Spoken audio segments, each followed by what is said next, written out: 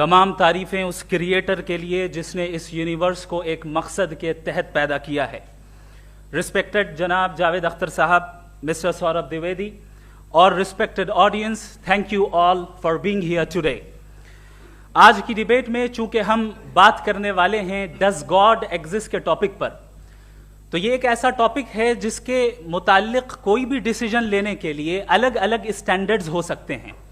لہٰذا ڈیبیٹ کے شروع میں یہ ضروری ہے کہ ہم یہ جان لیں کہ آج کے اس ٹاپک میں کون سا اسٹینڈرڈ صحیح ہوگا اور کون سا غلط ہوگا. سب سے پہلا اسٹینڈرڈ جسے میں سمجھتا ہوں کہ ہمارے رسپیکٹڈ جناب جاوید اختر صاحب بڑی تیزی کے ساتھ اس کی طرف لپکیں گے, وہ ہے سائنس. جبکہ سائنس در حقیقت خدا کے ایگزسٹنس کو ڈائریکٹلی ثابت کرنے یا اس کے ایگزسٹنس کو ڈینائی کرنے کے لیے اسٹینڈرڈ نہیں بن سکتی. اور اس کی وجہ کیا ہے یہ میں نہیں کہہ رہا, یہ وہ لوگ کہہ رہے ہیں جو سائنس کے ایکسپرٹس ہیں. نیشنل اکیڈمی آف سائنس کہتی ہے science doesn't have the processes to prove اور disprove the existence of God. Y? کیونکہ سائنس کا تعلق ایمپیریکل ایویڈنس سے ہے, اور ایمپیریکل ایویڈنسز کا تعلق ہمارے نیچرل اور فزیکل ورلڈ سے ہے, جبکہ گاڈ نان فزیکل اور سپر نیچرل ریالٹی ہے. لہٰذا نان فزیکل ریالٹی کو آپ اس ٹول کے ساتھ نہیں چیک کر سکتے جس کا کام فزیکل ریالٹی کو تلاش کرنا ہے. لہٰذا آج اس ڈیبیٹ میں گاڈ کی ایگزسٹنس کو ثابت کرنے یا اسے ڈینائی کرنے میں سائنٹیفک ایویڈنس کو ایکسپٹ نہیں کیا جائے گا. دوسرا اسٹینڈرڈ ہو سکتا ہے ریویلیشن, کہ ریویلیشن کے ذریعے ہم یہ ثابت کریں کہ گاڈ ایگزسٹ کرتا ہے یا نہیں. لیکن یہ اسٹینڈرڈ بھی آج ارریلیونٹ ہے. کیوں؟ کیونکہ ریویلیشن میرے نزدیک سورس آف نالج ہے, ویلڈ سورس آف نالج ہے, لیکن ہمارے جاوید اختر صاحب کے نزدیک یہ ویلڈ سورس آف نالج نہیں ہے. لہٰذا آج کی ڈیبیٹ میں ایک بھی ایویڈنس کسی بھی مذہبی اسکرپچر سے نہیں دوں گا تاکہ جاوید اختر صاحب کے لیے وہ ان ایکسیپٹیبل نہ ہو. تیسرا جو معیار ہو سکتا ہے وہ ہے آبزرویشن, کہ بھائی کوئی کہے کہ ہمیں خدا دکھاؤ, اگر ہے تو دکھاؤ, یا یہ کہ خدا کے ایگزسٹنس پر ایمپیریکل ایویڈنس دو. تو یہ ہے در حقیقت غلط ٹول کا استعمال کرنا. یہ ایسا ہی ہے کہ جاوید صاحب مجھ سے یہ مطالبہ کریں کہ مفتی صاحب آپ میٹل ڈیٹیکٹر کے ذریعے پلاسٹک ڈیٹیکٹ کر کے دکھائیں. اب چونکہ پلاسٹک ڈیٹیکٹ نہیں ہو پا رہی ہے لہٰذا plastic does not exist. Know, you are using the wrong tool. Us tool سے پلاسٹک کو ڈیٹیکٹ نہیں کیا جاتا. لہٰذا میں سمجھتا ہوں کہ گاڈ کے ایگزسٹنس پر ایمپیریکل ایویڈنس کا مطالبہ کرنا ایک بچکانہ مطالبہ ہے, اور ہمارے رسپیکٹڈ جناب جاوید اختر صاحب اس اسٹیج سے اب بہت آگے نکل چکے ہیں. اب بچتا ہے ایک ہی اسٹینڈرڈ, اور وہ اسٹینڈرڈ ہے عقل, لاجک, ریزننگ. اور یہی وہ اسٹینڈرڈ ہے جس کے تحت گاڈ کی ایگزسٹنس کو ثابت کیا جائے گا یا گاڈ کی ایگزسٹنس کو ڈینائی کیا جائے گا. لیکن چونکہ یہ بہت امپورٹنٹ اور سینسٹیو ٹاپک ہے, اس لیے لاجیکل آرگیومنٹ بھی ایسا ہونا چاہیے جو ڈیفینیٹو ہو, انڈیفینیٹو نہ ہو, جو 2 اور 2 4 کی طرح بالکل واضح ہو, جسے لاجیکلی ریجیکٹ کرنا پاسبل نہیں ہو. فار ایگزامپل ہم کہیں ہمارے رسپیکٹڈ مسٹر سوربھ صاحب یہ ایک انسان ہے اور تمام انسان کانشیس بینگ ہے, لہٰذا نتیجہ کیا نکلا, ہمارے سوربھ صاحب بھی کانشیس بینگ ہے. کیا یہ انڈیفینٹ آرگیومنٹ ہے یا ڈیفینٹ آرگیومنٹ ہے؟ یہ ڈیفینٹ آرگیومنٹ ہے. یہ 2 اور 2 کی طرح واضح ہے, اس میں کسی طرح جو ہے لاجیکلی اس کو ریجیکٹ نہیں کیا جا سکتا. تو اگر آج ہمارے جاوید اختر صاحب ایسی کوئی عقلی دلیل اور لاجیکل ایویڈنس دیں خدا کے نہ ہونے پر جو ڈیفینٹ بھی ہو, تو میں یہ اعلان کرتا ہوں کہ یقیناً میں اس ایویڈنس کو قبول کروں گا اور اس پر غور کروں گا. لیکن ساتھ میں یہ بھی اعلان کر دیتا ہوں پریڈکشن کے طور پر کہ ایسا کوئی ڈیفینٹ آرگیومنٹ کوئی نہیں پیش کر سکتا. دلیل ہم دیں گے اور ڈیفینیٹو دلیل دیں گے, لاجیکل دلیل دیں گے, ایسی دلیل دیں گے جو انٹائر ایتھیسٹک ورلڈ اسے ریفیوٹ نہیں کر سکتی.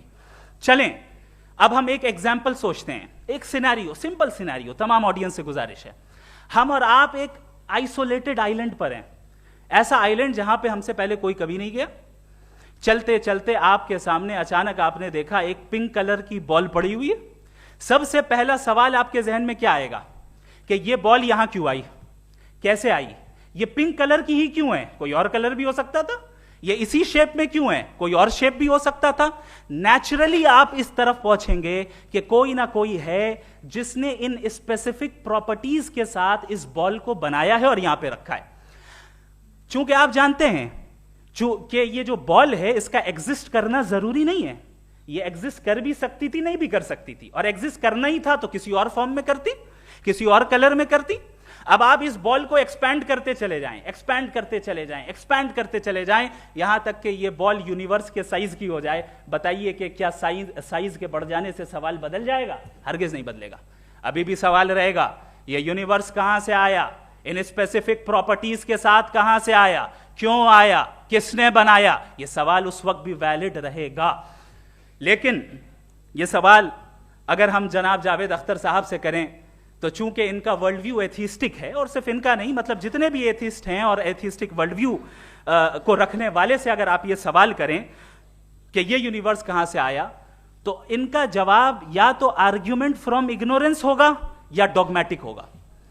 یا تو یہ کہیں گے کہ مجھے نہیں پتا کہ یہ کہاں سے آیا, لہذا گاڈ ڈز ناٹ ایگزسٹ, یہ آرگیومنٹ فرام اگنورینس ہے. یا یہ کہیں گے کہ یہ یونیورس خود بخود بن گیا. اس کا مطلب یہ ہے کہ اس بال کو بھی خود بخود بن جانا چاہیے, لیکن بال کے تعلق سے یہ ایکسپلینیشن ایکسپٹ نہیں کی جائے گی کہ یہ خود بخود بن گئی, لیکن یونیورس کے تعلق سے کر دیا جائے گا. اسے ہم دوسرے الفاظ میں ڈوگما بھی کہہ سکتے ہیں.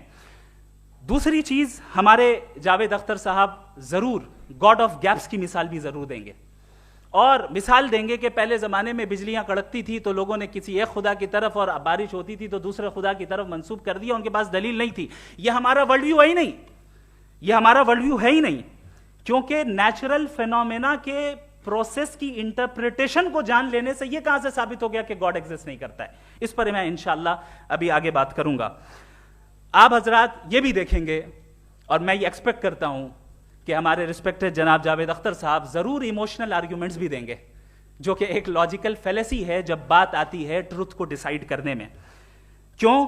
مثال کے طور پر وہ کہیں گے کہ اگر گاڈ ہے تو ایول کیوں ایگزسٹ کرتا ہے, جبکہ میں کہتا ہوں ایول کا ایگزسٹ کرنا گاڈ کے ایگزسٹ کرنے کی دلیل ہے, اس کے خلاف نہیں ہے. چونکہ اگر گاڈ ہے تو ہم سب اس کے سامنے اکاؤنٹیبل ہیں, اور اگر ہم اکاؤنٹیبل ہیں تو اکاؤنٹیبلٹی کے لیے ایول کا موجود ہونا ضروری ہے, اس کے بغیر ہم اکاؤنٹیبل نہیں ہو سکتے. اور اگر ہم اکاؤنٹیبل نہیں ہیں تو ہم جناب جاوید اختر صاحب سے پوچھیں گے کہ آپ بتائیں کہ پھر سفرنگ اس دنیا میں کیوں ہیں؟ اگر خدا نہیں ہے تو سفرنگ کیوں ہیں؟ اور ان لوگوں کے جذبے کا کیا جن کے اندر سفرنگ کے بعد انتقام لینے کا جذبہ پایا جاتا ہے اور وہ اس دنیا سے ایسے ہی چلے گئے, کیا ان کی ساری تکلیفیں بیکار چلی جائیں گی؟ اب آ جائیں اسی ایگزامپل کی طرف کہ بال, مجھ سے اگر کوئی پوچھے اس بال کو کس نے بنایا, اور یا اس ایکسپینڈڈ بال کو کس نے بنایا, میں کہوں گا کہ چونکہ یہ یونیورس اور اس یونیورس کی تمام چیزیں کانٹینجنٹ ہیں. کانٹینجنٹ ہونے کا مطلب یہ ہوتا ہے کہ جو اپنے ایگزسٹنس پہ کسی کے اوپر ڈیپینڈ کرتی ہو, تو ظاہر ہے یہ یونیورس کانٹینجنٹ ہے. اور اگر کوئی چیز کانٹینجنٹ نہیں ہے تو میں ریکویسٹ کروں گا کہ مجھے دکھا دیں کہ کون سی چیز یونیورس میں کانٹینجنٹ نہیں ہے, ہم بھی ذرا غور کر لیں اور ہم بھی دیکھ لیں. اور جب کانٹینجنٹ چیزیں موجود ہیں تو فلاسفرز کی اصطلاح کے مطابق, ہم اس ٹرمینالوجی کے مطابق ہم اس جگہ تک پہنچتے ہیں اور اس ہستی تک پہنچتے ہیں جسے نیسیسری بینگ کہا جاتا ہے, کہ یہ وہ نیسیسری بینگ ہے جس کا موجود نہ ہونا ناممکن ہو. چونکہ اگر یہ موجود نہ ہو تو ساری چیزیں ایگزسٹنس میں آئیں گی ہی نہیں, اور یہ ساری کانٹینجنٹ چیزیں اسی کے اوپر ڈیپینڈ کرتی ہیں. اب اگر آپ یہ سوال کرتے ہیں کہ پھر اس ہستی کو کس نے بنایا, پھر اس کا کاز کیا ہے, پھر اس کا کاز کیا ہے, پھر اس کا کاز کیا ہے, اور اینڈلیسلی چلے جائیں, اسے ہم کہتے ہیں انفینٹ ریگریس آف کازز, جو کہ لاجیکل فیلیسی ہے. کانسیپچولی انفینٹی پاسبل ہے. مثال کے طور پہ نیومیریکلز 1 2 3 گنتے چلے جائیں, انفینٹ نمبرز ہیں. میں کانسیپچولی بات نہیں کر رہا, پریکٹیکلی ریالٹی میں ثابت کر کے دکھائیں کہ infinite regress of causes possible ہیں یا نہیں. اگر پاسبل ہیں تو ہم مان لیں گے, مثال دے دیں, اور پاسبل نہیں ہے تو ایک ہی آپشن بچتا ہے جسے ہم کہتے ہیں نیسیسری بینگ. ایسی نیسیسری بینگ جو انڈیپینڈنٹ ہے, چونکہ اگر وہ ڈیپینڈنٹ ہوئی تو وہ نیسیسری نہیں رہے گی. ایسی انڈیپینڈنٹ بینگ جو اٹرنل ہے, اگر وہ اٹرنل نہیں ہوگی, اس کی بگننگ ہوگی تو وہ خود کانٹینجنٹ ہے. ایسی بینگ جو پاورفل ہے, کیونکہ کانٹینجنٹ کو ایکچوالائز کرنے کے لیے پاور چاہیے. ایسی بینگ جو انٹیلیجنٹ ہے اور نالجیبل ہے, کیونکہ یہ یونیورس اسپیسیفک فارم اور اسپیسیفک لاز آف نیچر کے تحت پریسائزلی چل رہا ہے. Thank you. تھینک یو مفتی صاحب. میں ان دلیلوں کے بعد جاوید اختر صاحب سے گزارش کروں گا, آپ بیٹھ کے بولنا چاہیں گے ہمارے؟ جی.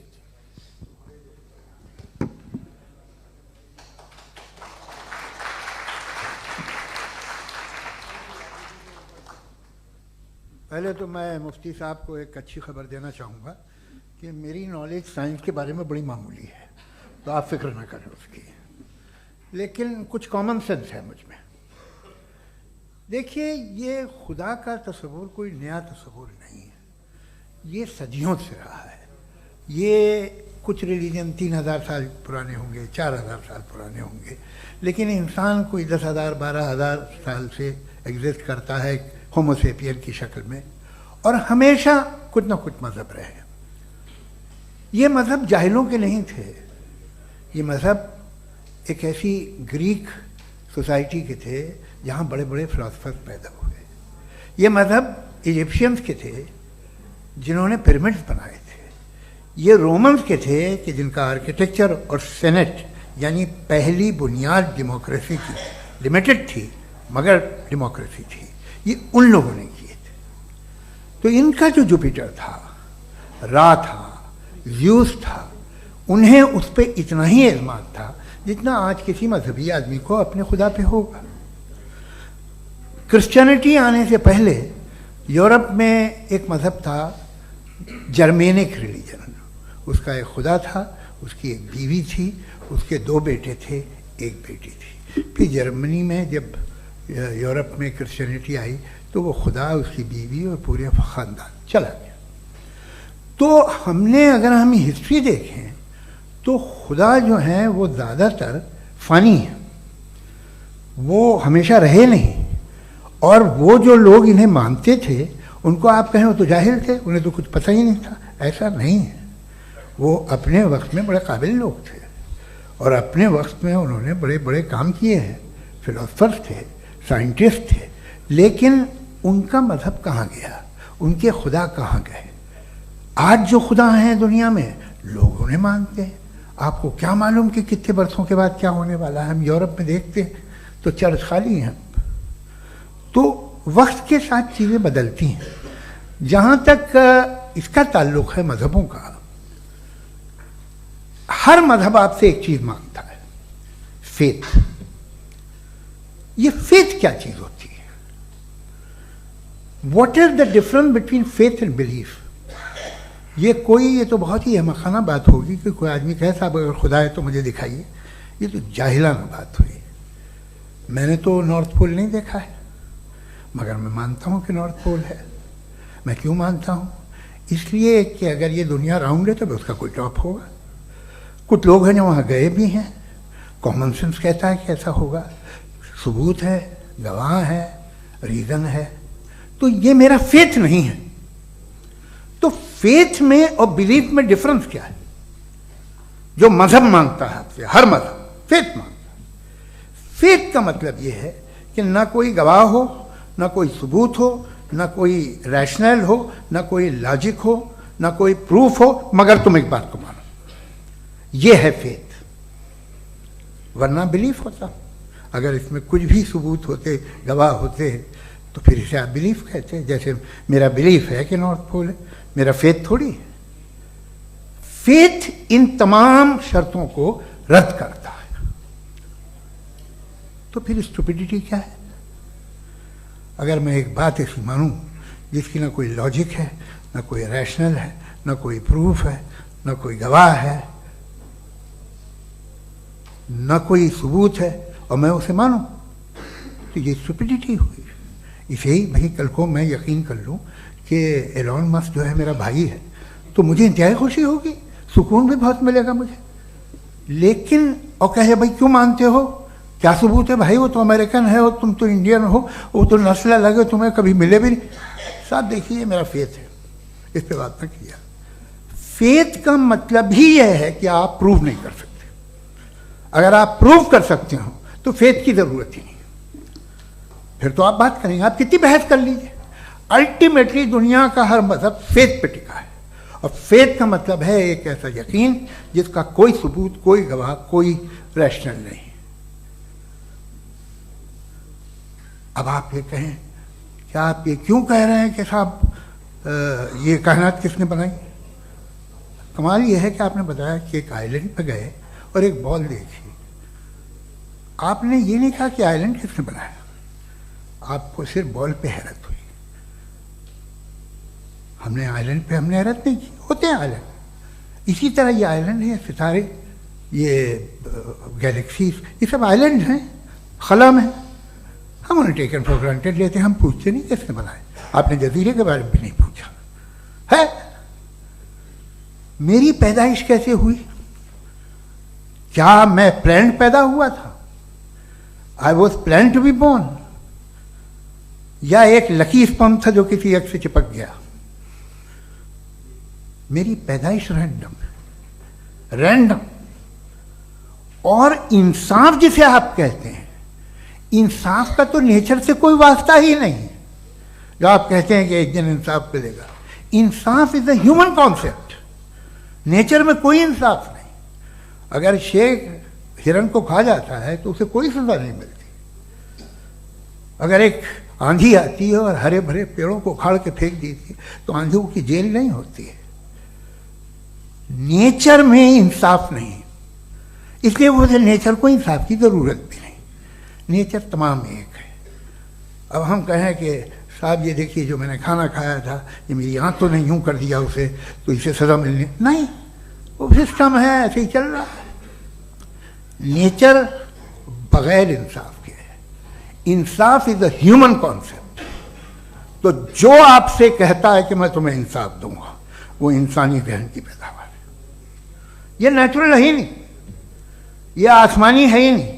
نیچر کا تصور، انصاف کا تصور.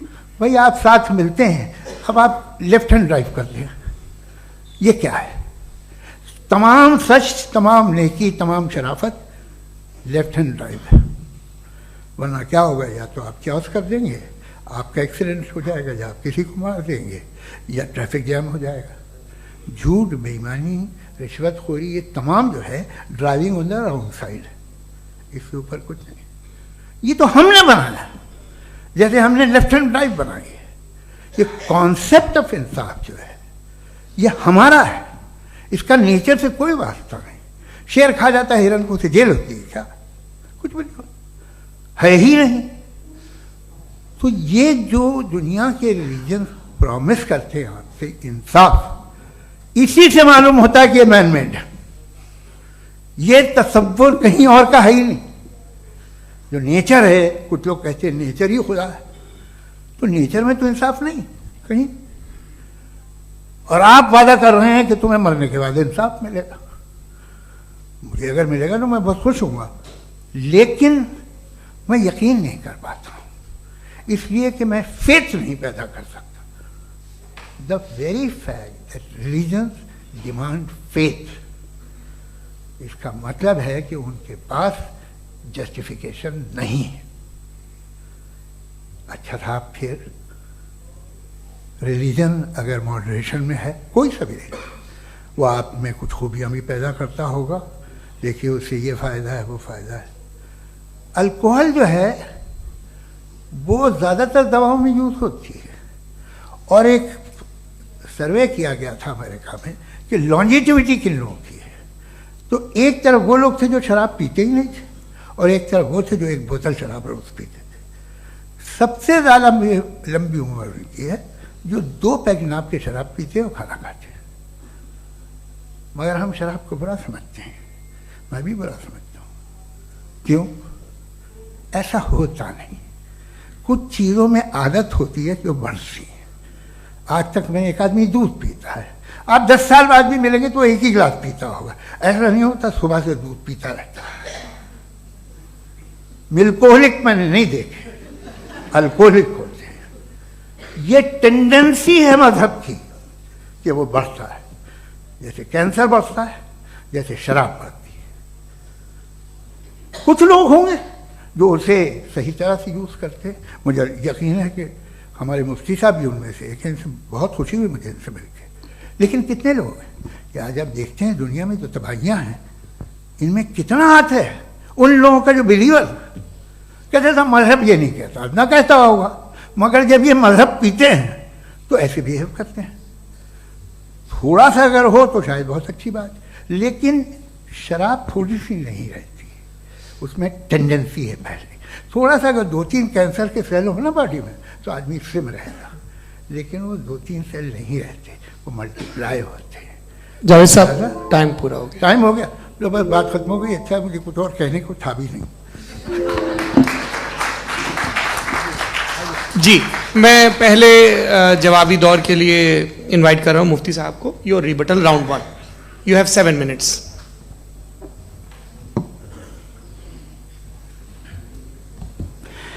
Thank you very much Javed साहब, आपकी बात को सुनकर बड़े महजूज हुए हम लोग। महजूज, do you understand? We enjoyed. Okay, अब थोड़ा सा लॉजिकली उसको हम लोग देखते हैं। दरअसल हम लोगों ने कल गुजारिश की थी मुफ्ती साहब से भी, जावेद साहब से भी, कि हिंदुस्तानी ज़बान आम फहम सबको समझ में आ जाए, और जहां कहीं आप मुश्किल शब्द इस्तेमाल करें वहां बताते भी चलें। Thank you. तो सबसे पहले हमारे रिस्पेक्टेड जावेद साहब ने हवाला दिया कि खुदा फानी है। कितने मजहब आगे चले गए, किसी ने जुपिटर को खुदा माना, किसी ने किसी को माना। मैं कहता हूं जिसने कॉन्टिंजेंट चीज को खुदा माना, गलत माना, वो खुदा ही नहीं, वो खुदा ही नहीं है। हम तो नेसेसरी बीइंग को साबित करने बैठे हैं, वो नेसेसरी कॉज जो इटरनल है, जो अबदी भी है और अजली भी है। हम किसी और को साबित करने नहीं बैठे। दूसरी चीज उन्होंने कहा कि फेथ एंड बिलीफ, ये एक ऐसी डेफिनेशन है फेथ की जो इन्होंने पहली मर्तबा पेश की है, या माफ कीजिएगा इन्होंने पहली मर्तबा पेश नहीं की है, रिचर्ड डॉकिंस ने पहली मर्तबा पेश की है। मुझे मालूम है ये सोर्स कहां से है। एपिस्टेमोलॉजिकली फेथ और बिलीफ का फर्क आप इस तरह नहीं कर सकते सर। फेथ सही भी होता है, गलत भी होता है, बिलीफ सही भी होता है, गलत भी होता है।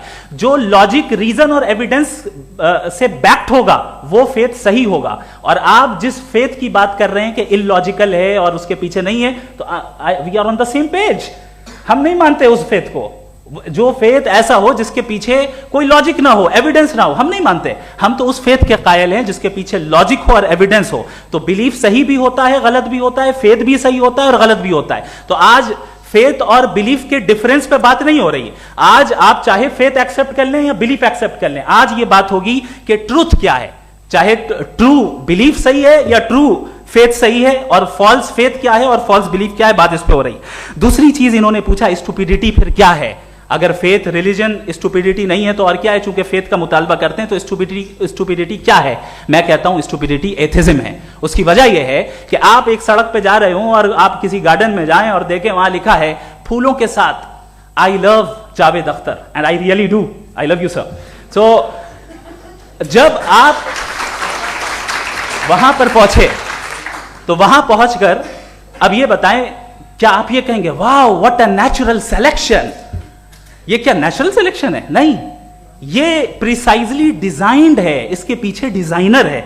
लिहाजा अगर कोई एक ऐसी कॉमन सेंस की बात को कबूल नहीं कर रहा है कि यूनिवर्स जो इतने प्रिसाइजली काम कर रहा है, हम कह दें कि खुद ब खुद बन गई, मैं समझता हूं इससे बड़ी स्टुपिडिटी और कुछ नहीं है। ये इरैशनल चीज है। फिर हमारे सर ने कहा कि आपने बॉल पे फोकस किया, आइलैंड पे फोकस नहीं किया। अरे आइलैंड को किसने बनाया यही समझाने के लिए तो बॉल की मिसाल दे रहा हूं। और बॉल भी कॉन्टिंजेंट है, आइलैंड भी कॉन्टिंजेंट है, दोनों नेसेसरी बीइंग का मुतालबा करते हैं। आगे इन्होंने कहा कि नेचर में कोई इंसाफ नहीं है।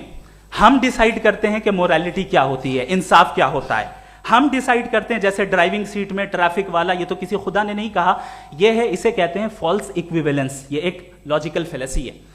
आपने जो है मिसाल दी ड्राइविंग की और ट्रैफिक की, ये सब्जेक्टिव मोरालिटी है। आप सब्जेक्टिव मोरालिटी को मिसाल बनाकर ऑब्जेक्टिव मोरालिटी के ऊपर नहीं थोप सकते। इंसाफ की ऑब्जेक्टिव मोरालिटी। अगर आप ये कहते हैं कि नेचर में इंसाफ नहीं है, तो इंसाफ का न होना ये नेचुरल हुआ, तो फिर नेचर को नेचर रहने दे। क्यों हम इतना स्ट्राइव कर रहे हैं दुनिया में इंसाफ लाने के लिए? ये तो इलॉजिकल बात है, इरैशनल बात है। इसलिए बहुत सी चीजें ऐसी हैं जो ऑब्जेक्टिवली जो है इविल या गुड हैं, और बहुत सी चीजें ऐसी हैं जो सब्जेक्टिवली हैं। सब्जेक्टिवली जो मोरल होता है या इमोरल होता है, उसको हम सोशल कंसेंसस से या पर्सनल प्रेफरेंस से डिसाइड करते हैं।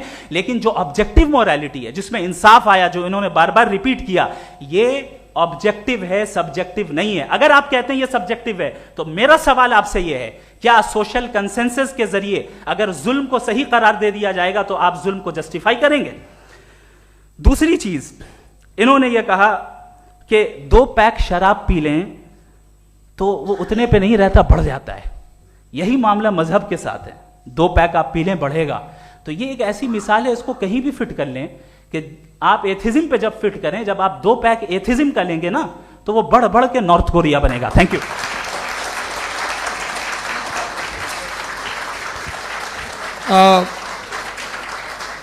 फर्स्ट राउंड की रिबटल के लिए मैं जावेद साहब को इनवाइट कर रहा हूं। आपके पास 7 मिनट का वक्त है, रीसेट कर दीजिएगा प्लीज। मुझे इस बात की खुशी है कि मुफ्ती साहब ने भी मान लिया कि नेचर में कोई इंसाफ नहीं है। तो कोई भी चीज़ जो इंसान ने नहीं बनाई है उसमें इंसाफ नहीं होता है। एक बात मैं आपसे अर्ज़ करूँ, ज़रा पता लगा लीजिएगा, ये जो आप बाग में जाते हैं बेहद खूबसूरत फूल देखते हैं ना, इनमें से कोई नेचुरल नहीं है। ये सारे फूल क्रॉस करके बनाए गए हैं। जो जंगल में फूल होते हैं नहायत मामूली होते हैं, ये फूल इंसानों ने बनाए हैं। जो आप बाग में देख के वाह वाह कहते हैं, ये इंसानों के बनाए हुए हैं। डिफरेंट फूलों को क्रॉस करके, डेवलप करके, फिर क्रॉस करके इस तरह से बनाए गए। नेचुरल फ्लावर नहीं। किसी जंगल वीरान में जाके आप गुलाब के फूल नहीं देखेंगे। ये सब बनाए हुए इंसान ने, बहुत से काम इंसान ने किए हैं। बाकी है कि आपने मेरी एक बात का जवाब नहीं दिया, जिससे मुझे शिकायत है कि फेथ क्या है और आप फेथ मांगते क्यों हैं मुझसे? आप तो लॉजिकल हैं, आपके पास तो सारे रैशनल्स हैं, आपके पास सारे सबूत हैं, तो आपको फेथ की डिमांड क्यों करते हैं कि भाई तुम सरेंडर कर दो और सवाल मत करो? कोई मजहब सारे सवाल करने की इजाजत नहीं देता है और मना करता है कि दादा सवाल ना करो, बह जाओगे तुम। आप क्यों रोकते हैं? हकीकत यह है कि इंसानी तारीख क्या है। इंसानी तारीख ये है कि दुनिया में 2 तरह के लोग हुए हैं। एक वो जिन्होंने अपनी लाइल्मी की परस्तिश की है, दूसरे वो जिन्होंने अपनी इग्नोरेंस या लाइल्मी से झगड़ा किया है और मालूम किया है कि क्या है। ये जो आप कह रहे हैं, आज आप हैरान हैं कि भाई ये यूनिवर्स कैसे बनी। लोग हैरान थे कि सूरज डूबता है तो इधर से कैसे निकलता है। और आप एक कदम जाके हमेशा का मानने को तैयार है, एक कदम पीछे ही मान जाइए। भाई आप इसके बाद जाते हो, कहते सवाल ना करना कि ये कहाँ से आया, ये पावर तो हमेशा से हमेशा रहेगी। तो आप यूनिवर्स के बारे में मानने में क्या तकलीफ है? एक कदम पहले रुक जाइए। ये हमेशा से थी या नहीं थी, हमें मालूम नहीं है। और ये कहना कि हमें मालूम नहीं है, कमाल ये है कि दुनिया के सारे मजहब सब जानते हैं ये दुनिया कैसे बनी थी, कैसे मिटेगी, मरने के बाद क्या होगा, इनको सब इल्म है। इनको किसी को डायनासोर होते थे पहले ये नहीं पता था, किसी को नहीं पता। किसी भी दुनिया की मजहबी किताब में डायनासोर का जिक्र नहीं है। लेकिन बाकी सब बातें, how to make universe in 4 easy lessons and बाकी सब पता है। जिसको सब पता है वो गड़बड़ है। हम में ये इंकिसार, ये ह्यूमिलिटी होनी चाहिए कि हम ये कहें कि हमें ये बहुत सारी बातें नहीं मालूम, लेकिन हम उनकी परस्तिश न करना, अपनी लाइल्मी को की परस्तिश न करें, हम उसे पता लगाने की कोशिश करें। जिस दुनिया में आप बैठे हैं सर, ये हॉल जो है, ये इलेक्ट्रिसिटी जो है, ये माइक जो है, जिस हवाई जहाज से आप आए थे, वो जिस कार से आप यहाँ आए हैं, ये सब उन लोगों की बनाई हुई है जिन्होंने सवाल किए थे। ये दुनिया जिसमें आप आज आराम से हैं, ये उन लोगों की बनाई है कि जिन्होंने सवाल किए थे। और हर स्टेज पे इन सवालों को मकरूह कहा गया था, गलत कहा गया था। आप जरा तारीख पढ़िए, एक बड़ी दिलचस्प किताब है बर्ट्रैंड रसेल की, जिसमें उसने रिलीजन एंड साइंस कि कब से रिलीजन जो है साइंस के अगेंस्ट है। और हद तो यह है कि भाप के इंजन के खिलाफ थे, स्टीम इंजन के भी खिलाफ थे, और फतवे हुए उन पर, वेटिकन ने दिए। तो ये हमेशा, अभी जैसे ही ये राइट फिंगर आते हैं अमेरिका में पावर में, तो वो जो अपना ये क्या बोलते हैं उसे, सीड क्या बोलते हैं, सीड क्या जो, हाँ नहीं सीड जो होते हैं जिस पे جی نہیں بھائی، وہ جو ہیومن باڈی کے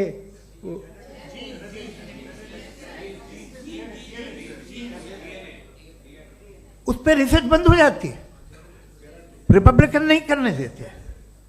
ارے بھائی اتنا ڈر کیا ہے تمہیں؟ ایک زمانے میں بہت ناراض تھے یہ سارے مذہبی لوگ کہ یہ انسان تو انسان بنانے کی کوشش کر رہا ہے. آپ کو کیا تکلیف بھائی؟ بنا لے تو بنا لینے دو، یہ خوف کیا ہے؟ اور یہ سب آج جو آپ کہہ رہے ہیں ناممکن ہے، یہ کیسے ہوا؟ مجھے ایک قصہ یاد آتا ہے. جب میں 6ٹھی کلاس میں تھا تو میں میتھمیٹکس میں بہت ویک تھا، تو ایک ٹیچر رکھ دیا گیا. اس نے 1 2 3 4 5 6 7 کو سکھا دیا مجھے. وہ دن میں بھول نہیں سکتا ہوں مفتی صاحب، جس دن اس نے یہ بتایا کہ 1/2 کیا ہوتا ہے اور 3/4 کیا ہوتا ہے. مجھے ایسا لگا کہ میرا سر بیچ سے پھٹ جائے گا. یہ آدمی کہہ رہا ہے کہ جو دیوار کے اندر جاؤ واک کرتے ہوئے. آج ہنستا ہوں میں اس بات پہ. تو آج جو باتیں آپ کے ذہن سے بالکل پرے ہیں اور آپ حیران ہوتے انہیں دیکھ کے، ایک وقت آئے گا کہ معمولی لگیں گے. اور ہوا ہے، آپ کی انسانی تاریخ ہی ہے. اتنی جلدی سارے فیصلے آپ مت کر لیجیے. تھوڑا یہ ہیوملٹی رکھیے کہ بھئی یہ ہمیں نہیں معلوم. یہ کہنے میں کیا آ رہا ہے؟ یہ یونیورس کہاں تک پھیلی، یہ کب سے ہے اور کب تک رہے گی، ہمیں نہیں معلوم. آپ نے فیصلہ کر لیا کب بنی. یہ آپ کے حساب سے کوئی 14 بلین ایئر بنی جو سمجھا جاتا ہے. اس سے پہلے ہزاروں کروڑوں اربوں سال تک خدا بیٹھا کیا کر رہا تھا؟ خاموش بیٹھا تھا، ایسے ہی جمائیاں لے رہا تھا. پھر اسے آئیڈیا ہے یار ایک کام کرتے، وقت اچھا گزر جائے گا، یونیورس پر آپ سے سوچیے. وہ تو ہمیشہ سے ہے نا، مگر یونیورس ہمیشہ سے نہیں ہے، یہ تو بنائی گئی ہے. اور اس سے پہلے کیا تھا؟ ان کا کیا کام تھا؟ کیسی بات ہے؟ یہ بڑا آسان ہے. جو بات ہمیں آج دھیرے دھیرے پتہ چلی ہے، برسوں 2000 اور 2500 سال پہلے آپ کو کسی نے بتا دیا کہ کیا تھا، آپ مان گئے. اور تب سے وہی مان رہے ہیں جو 2500 سال پہلے کہا گیا تھا. سب کچھ بدل گیا ہے، سالو ہو رہی ہیں چیزیں. ابھی سائنس بالکل دعویٰ نہیں کرتی، یا کوئی فلاسفر یہ دعویٰ نہیں کرتا کہ ہمیں سب معلوم، بلکہ وہ کہتا ہے کہ ہمیں جتنا معلوم ہوتا ہے اس سے یہ معلوم ہوتا ہے کہ ہمیں کتنا کم معلوم. تو ہم اپنی جہالت سے لڑیں، اس کی پرستش نہ کریں. جی ٹائم. تھینک یو سو مچ. میں ترکوں کی شرنکھلا میں راؤنڈ 2 کے لیے مفتی صاحب کو آمنترت کر رہا ہوں. آپ کے پاس ایک بار پھر سے 7 منٹ کا وقت ہے. شکریہ. جناب جاوید اختر صاحب کئی مرتبہ دہرا رہے ہیں کہ فیتھ کا مطلب بتائیے، فیتھ کا مطلب بتائیے. میں نے بتا دیا، فیتھ صحیح بھی ہوتا ہے، غلط بھی ہوتا ہے. اور آج ہم فیتھ پہ بات نہیں کر رہے، ہم ٹروتھ اور ڈز گاڈ ایگزسٹ پہ بات کر رہے ہیں. کیا ڈز گاڈ ایگزسٹ، یہ ٹروتھ یعنی گاڈ ہے یا نہیں ہے، اس میں سے دونوں ٹروتھ کیا ہے. اب آپ اسے فیتھ کہہ لیں، بلیف کہہ لیں، ناٹ مائی بزنس. اس کے بعد آپ نے کہا کہ بھائی سوال کرنے سے مذہب روکتا ہے. میں کہتا ہوں جو روکتا ہے وہ روکتا ہوگا، میں نہیں روکتا. بلکہ سوال کریں، سوال کرنا چاہیے. سوال کر کر کے تو ہم آگے بڑھتے ہیں، ترقی کرتے ہیں. اور اسی لیے میں آج یہاں پہ آیا ہوں. لیکن سوال صرف خدا سے نہیں ہوگا، آپ سے بھی ہوگا. سوال ایتھزم سے بھی ہوگا. سوال صرف مذہب سے نہیں ہوگا، سب سے ہوگا. اور آج میں سوال کروں گا اور امید ہے کہ آپ جواب دیں گے. ابھی تک آپ نے ویسے کانٹینجنسی آرگیومنٹ کا کوئی جواب نہیں دیا. چلیں، آپ نے کہا یونیورس کے بارے میں اٹرنل کیوں نہیں بول دیتے. یہ چونکہ لاجیکلی پاسبل ہی نہیں ہے کہ یونیورس اٹرنل ہو. یونیورس ایک کانٹینجنٹ چیز ہے جو ٹائم اینڈ اسپیس کے پابند ہے، ٹائم اینڈ اسپیس سے باؤنڈ ہے. جو ٹائم اینڈ اسپیس سے باؤنڈ ہوگا وہ کانٹینجنٹ ہوگا. جو کانٹینجنٹ ہوگا وہ اس کی بگننگ ہوئی ہوگی. جس کی بگننگ ہوئی ہوگی وہ اٹرنل نہیں ہو سکتا. یہ تو کامن سی بات ہے. آپ نے کہا کہ کسی مذہبی کتاب میں ڈائناسور کا ذکر نہیں ہے. افسوس کہ آج تک کسی میتھمیٹکس کی کتاب میں مجھے ڈائناسور کا ذکر نہیں ملا.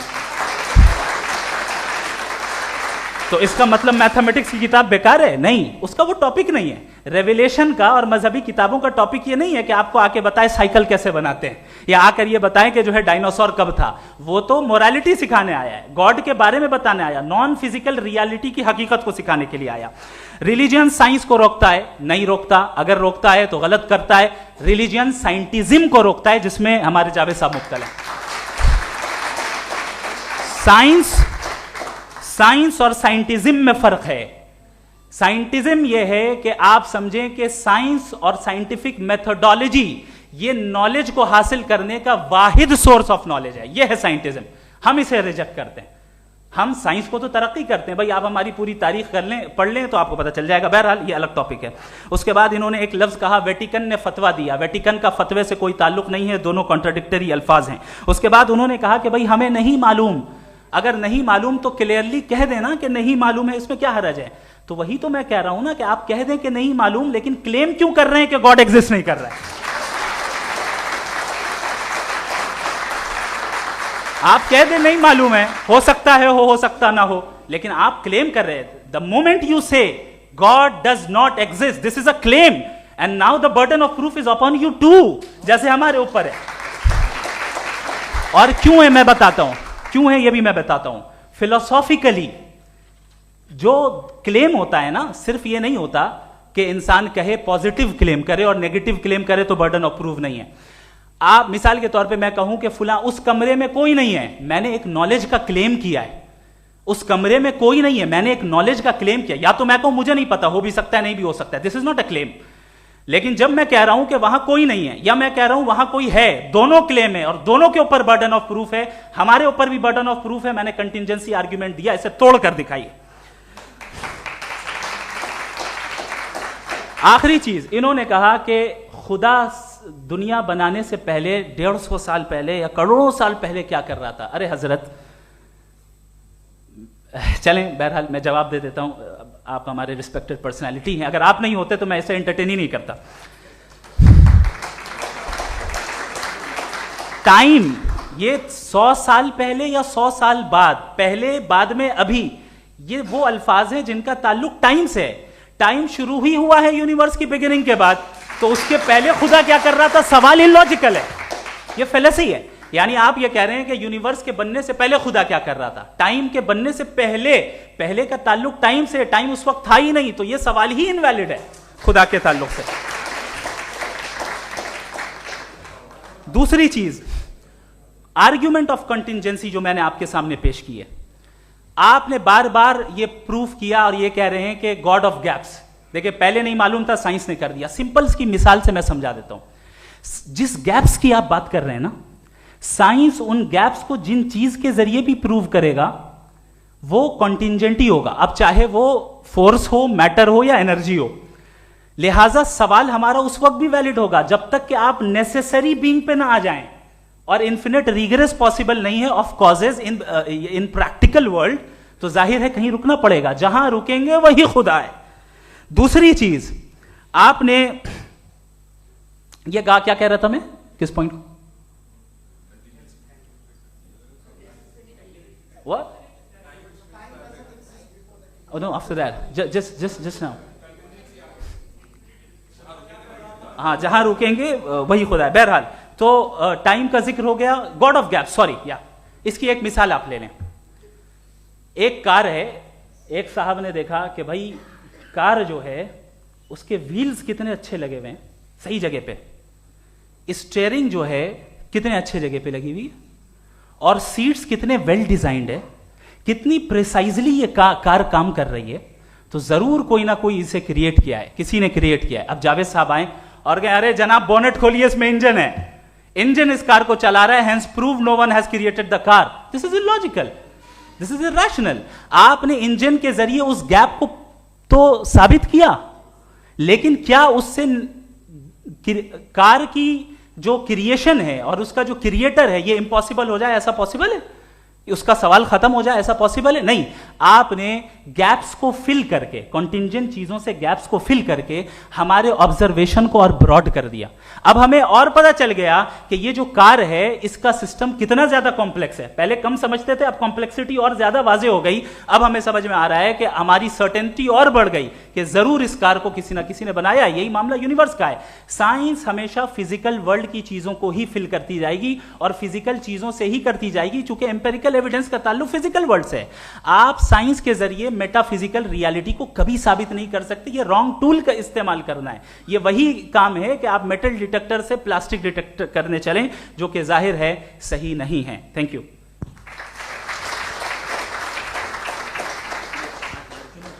جی, یہ آرگیومنٹ کا راؤنڈ 2 ہے. 7 منٹ ہے. پہلے تو میں آپ سے عرض کروں کہ آپ نے کہا کہ جب کائنات ہی نہیں تھی تو وقت بھی نہیں تھا, کچھ بھی نہیں تھا. کیسے نہیں تھا؟ خدا تھا.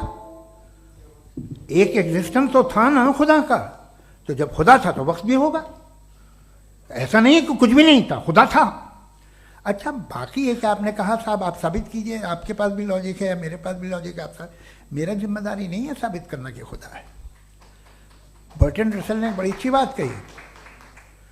برٹن رسل نے بڑی اچھی بات کہی. میں آپ سے اگر یہ دعویٰ کروں کہ ایک چائے کی کیتلی مریخ کے چاروں طرف گھوم رہی ہے, مارس کے چاروں طرف, تو یہ آپ کا کام نہیں ہے کہ آپ ثابت کریں کہ کوئی چائے کی کیتلی نہیں ہے. یہ میرا کام ہے, میں نے دعویٰ کیا ہے. یہ دعویٰ تو مذہبی لوگ کرتے ہیں کہ خدا ہے. میں کیوں ثابت کروں کہ نہیں ہے؟ جب تک آپ مجھے کنونس نہیں کر دیں میں نہیں مانوں گا. آپ کی ذمہ داری ہے, میری ذمہ داری نہیں ہے. دوم یہ کہ یہ جو آپ کہہ رہے ہیں جو گیپس ہیں, یہ گیپ جب کسی مذہب کو چیلنج کرتے ہیں, جب ایسا کوئی بات آتی ہے تو ہنگامہ ہو جاتا ہے کہ جب وہ چیلنج کریں کسی فیتھ کو. یہ تمام سائنس جو ہے اسے مختلف جگہوں پہ مختلف وقتوں میں مذہب نے روکنے کی کوشش کی ہے. یہ کتاب ہے ریلیجن اینڈ سائنس, برٹن رسل کی, پڑھیے گا, اچھی لگے گی آپ کو. تاریخی ہے سائنس, مذہب کی سائنس سے اس کا یہی رشتہ ہے. اچھا, اب یہ ہم سوچیں کہ بہرحال یہ وجود جو ہے مذہب اور یہ بلیو ان گاڈ انسان کو بہتر بنا دیتا ہے. تو ایک کام کیجئے, ہندوستان ورلڈ کا نقشہ لیجئے اور مارک کیجئے کہ ریلیجن کہاں کہاں زیادہ ہے, کہاں کہاں, چاہے وہ لیٹن امریکہ ہو یا مڈل ایسٹ ہو یا فار ایسٹ ہو یا ہندوستان کے وہ علاقے جہاں مذہبیت زیادہ ہے. رکھ دیجئے نقشہ الگ. اب دوسرا نقشہ کہ کہاں کہاں ناانصافی, ریپریشن, عورتوں کے حقوق کی پامالی, ظلم, ڈکٹیٹرشپ کہاں ہے. نقشہ ایک ہی ہوگا. تو آپ مجھے بتائیں کہ جو اس کا ترکیب استعمال کیا ہے. خدا کا ترکیب استعمال تو بتائیے. آپ چھوٹی سی دوا سڑک پہ بیچتے ہیں, اس کی بھی ترکیب استعمال بتاتے ہیں. اس کے استعمال سے تو فائدہ نہیں ہوا کسی کو. جو سارے کے سارے خراب ملک ہیں, خراب سماج ہے, وہ سارے ظلم خدا کے نام پہ کرتے ہیں. وہ غلط کرتے ہیں, صحیح کرتے ہیں, مجھے کیا لینا دینا اس سے. استعمال سے معلوم ہوتا نا. ایک وسکی کی بوتل کبھی شاید دیکھی ہو آپ نے, لال رنگ کی ہوتی ہے, اس پہ روشنی اور چھپڑا انتہائی خوبصورت لگتی ہے. کیا بگاڑ رہی ہے کسی کا؟ اس کا استعمال غلط ہے, اس لیے آپ اسے ناپسند کرتے ہیں. اس کا استعمال غلط ہے. اس تصور کا استعمال ہی غلط ہے اور ہمیشہ سے غلط ہوا ہے. آپ دیکھ لیجیے, انسانی تاریخ دیکھ لیجیے, آج دیکھ لیجیے, ہندوستان دیکھیے, دنیا دیکھ لیجیے, کیا ہو رہا ہے. اسے کیسے استعمال کر رہے ہیں. فیتھ والے لوگ کیا فیئر ہیں, جسٹ ہیں, جو اپنے خداؤں پہ یقین رکھتے ہیں, وہ کس طرح کے لوگ ہیں. وہ لوگوں کو انصاف دیتے ہیں, وہ بہتر انسان بنے. تو اس دوا کا فائدہ کیا ہے؟ چلو بہت فائدہ ہو رہا تو میں استعمال کر لوں گا. مجھے تو اس دوا کا کوئی فائدہ دکھتا ہی نہیں. مجھے تو ایسا لگتا. میں ایک اور بات بتاؤں, اگر کوئی آدمی مذہبی ہے اور اچھا آدمی ہے تو میں اس کی بہت عزت کرتا ہوں, اس لیے کہ میرا خیال ہے مذہبی آدمی کا اچھا ہونا مجھ سے اچھا ہونے سے زیادہ مشکل ہے. بھائی ہر چیز کی ایک لمٹ ہے. آپ اتنا بھاگ سکتے ہیں, اتنا نہیں بھاگ سکتے. اتنا وزن اٹھا سکتے, اتنا نہیں اٹھا سکتے. اتنا دور دیکھ سکتے ہیں, اتنا دور نہیں دیکھ سکتے. اسی طرح کامن سینس کہتا ہے کہ آپ میں نیکی کا بھی ایک کوٹا ہوگا.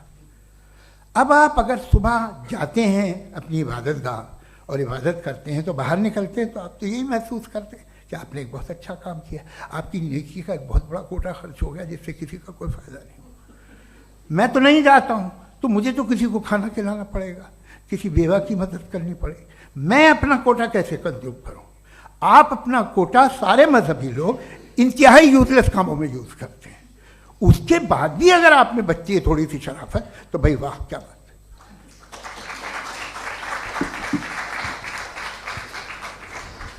ایک تو مجھے یہ بات بہت اچھی لگ رہی ہے کہ دونوں ہی ودوان سمے کو مانتے ہیں اور بہت سمے سے اپنی دلیلیں اور بعض دفعہ سمے سے پہلے اپنی تقریریں پوری کر کے اپنی اپنی کرسی پر بیٹھ رہے ہیں. یہ اس آرگیومنٹ کا راؤنڈ 2 پورا ہوا. اب ریبٹل کا راؤنڈ 2 ہے اور اس کے بعد کراس ایگزامینیشن ہوگا. نہیں, آپ کا آرگیومنٹ ہو گیا سر. ہمارے یہاں اسکول کے سلیبس میں پنچ پرمیشور کہانی پڑھائی جاتی ہے پریم چند جی کی لکھی ہوئی. آپ نشچنت رہیے, آپ کے کوئی راؤنڈ میں مس نہیں ہونے دوں گا. ریبٹل کا راؤنڈ 2, مفتی شمائل ندوی صاحب.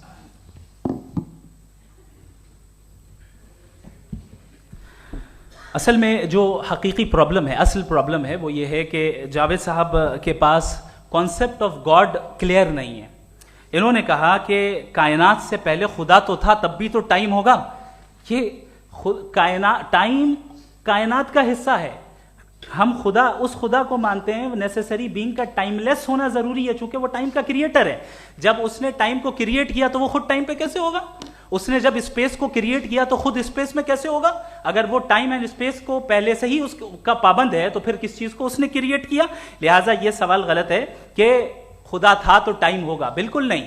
ٹائم کے پابند ہم خدا نہیں ہے. ہم فزیکل ورلڈ سے تعلق رکھتے ہیں, وہ میٹا فزیکل ریالٹی ہے. دوسری چیز انہوں نے مثال دی کہ چائے کی کیتلی ہوا میں گھوم رہی ہوگی, اور پتہ نہیں شاید وہ برٹن رسل کا انہوں نے حوالہ دیا. بہرحال یہی پرابلم ہے. پرابلم یہی ہے کہ ہم چیزوں کے درمیان ڈفرینشیٹ نہیں کر پاتے ہیں. یہ جو آپ نے مثال دی یہ امیجینیشن ہے, اور میں جو ثابت کر رہا ہوں وہ لاجیکل نیسیسٹی ہے. آپ امیجن کرنے آئے تو کچھ بھی کریں, جوپیٹر میں پنک ایلیفنٹ ہوگا, یونیکارن ہوگا, کریں. اس سے کائنات پہ کیا فرق پڑتا ہے؟ اس سے آپ لاجیکل نیسیسٹی ثابت نہیں کر سکتے. میں تو اس پرائم کاز کی بات کر رہا ہوں, اس نیسیسری بینگ کی بات کر رہا ہوں جس کے بغیر اس کائنات کا ایگزسٹنس ممکن نہیں ہے. دوسری چیز, مذہب کو سائنس چیلنج کرتی ہے وغیرہ وغیرہ, یہ ہمارا ٹاپک ہی نہیں ہے. میں اس پہ بات کروں گا تو پھر میرا وقت چلا جائے گا. مذہب کے اوپر چونکہ ہماری ڈسکشن نہیں ہے. سائنس کو مذہب اور بالخصوص میں اور ہمارا ورلڈ ویو کم از کم سائنس کو پیچھے نہیں کرتا ہے, سائنٹزم کی مذمت کرتا ہے. اس کی وضاحت میں نے پہلے کر دی. دوسری چیز انہوں نے کہا ورلڈ کا نقشہ لیجئے, ورلڈ میپ لیجئے, 2 الگ الگ جگہ کی. حضرت میں نے یہ ہوم ورک کیا تھا اور میں نے مڈل ایسٹ کا ایک نقشہ لیا اور یورپ کا ایک نقشہ لیا. یہ مذہبی علاقہ اور یہ لبرل اور ایتھیسٹ علاقہ. مجھے پتا چلا کہ سب سے زیادہ ریپ کیسز جو ہیں وہاں پر ہیں.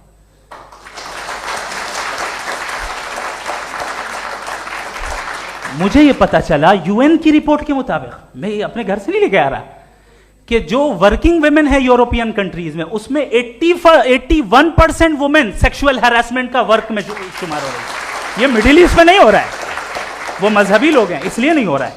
دوسری چیز آپ نے یہ کہا کہ مذہبی آدمی کا اچھا ہونا ہمارے اچھے ہونے سے بہت مشکل ہے, بہت مشکل ہے. تو اس کا مطلب یہ ہے کہ گاڈ کے علاوہ آپ کے پاس اچھے اور برے کا کوئی اسٹینڈرڈ ہے. میں چاہوں گا کہ کنورسیشنل اسٹائل والی ڈسکشن اور سیگمنٹ پہ اسی پہ بات کر لیتے ہیں. Thank you very much.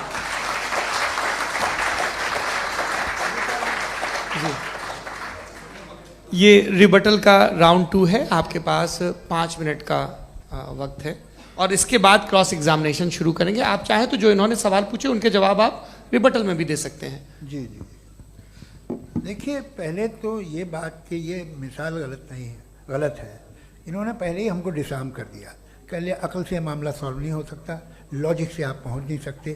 یہ ایک میٹا فزیکل چیز ہے. میٹا فزیکل عجیب سا لفظ ہے, ٹھیک سے کسی کو معنی نہیں معلوم اس کے, تو ایسا لگتا ہے کچھ بڑی چیز ہے. ارے بھائی کیا ہوتا ہے میٹا فزیکل, بتاؤ, کھڑی ہو. یہ ایک لفظ ہے جو کہیں بھی استعمال ہو جاتا ہے. جب آپ ایک بات کر رہے ہیں اور آپ مجھ سے بحث کر رہے ہیں تو مجھے میٹا فزیکل مت بتائیے, آپ لاجیکلی مجھے پروف کیے. اور اگر لاجیکلی آپ نہیں بات کرتے صاحب یہ میٹا فزیکل ہے, تو پھر ہم آپ بات کیا کر رہے ہیں؟ میرا آپ کا کس زبان میں کانورسیشن ہوگا؟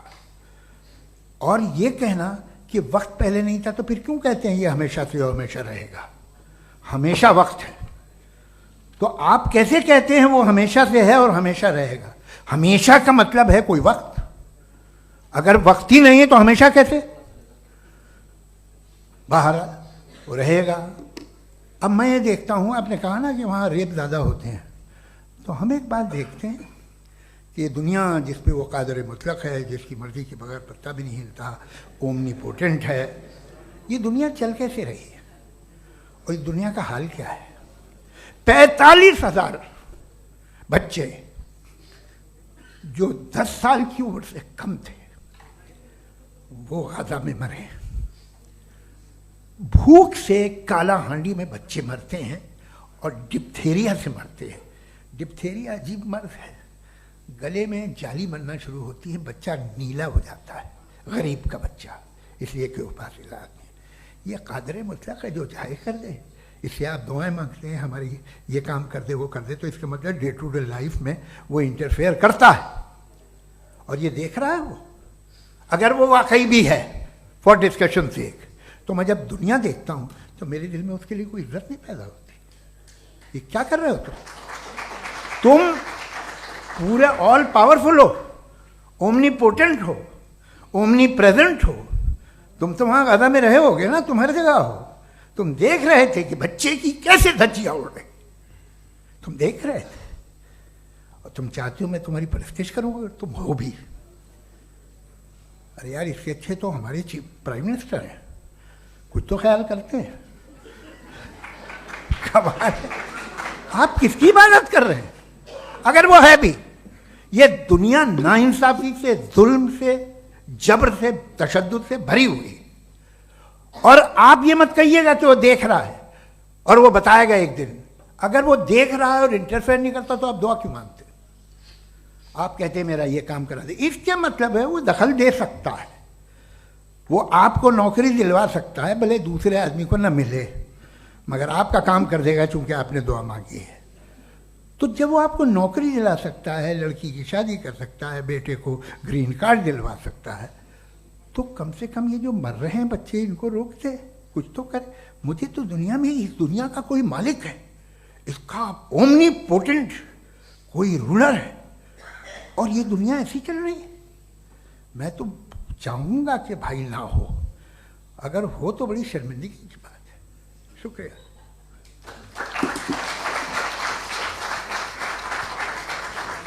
دیویوں اور سجنوں، اس بحث کے 2 راؤنڈ اور 2 ریبٹل پورے ہو چکے ہیں۔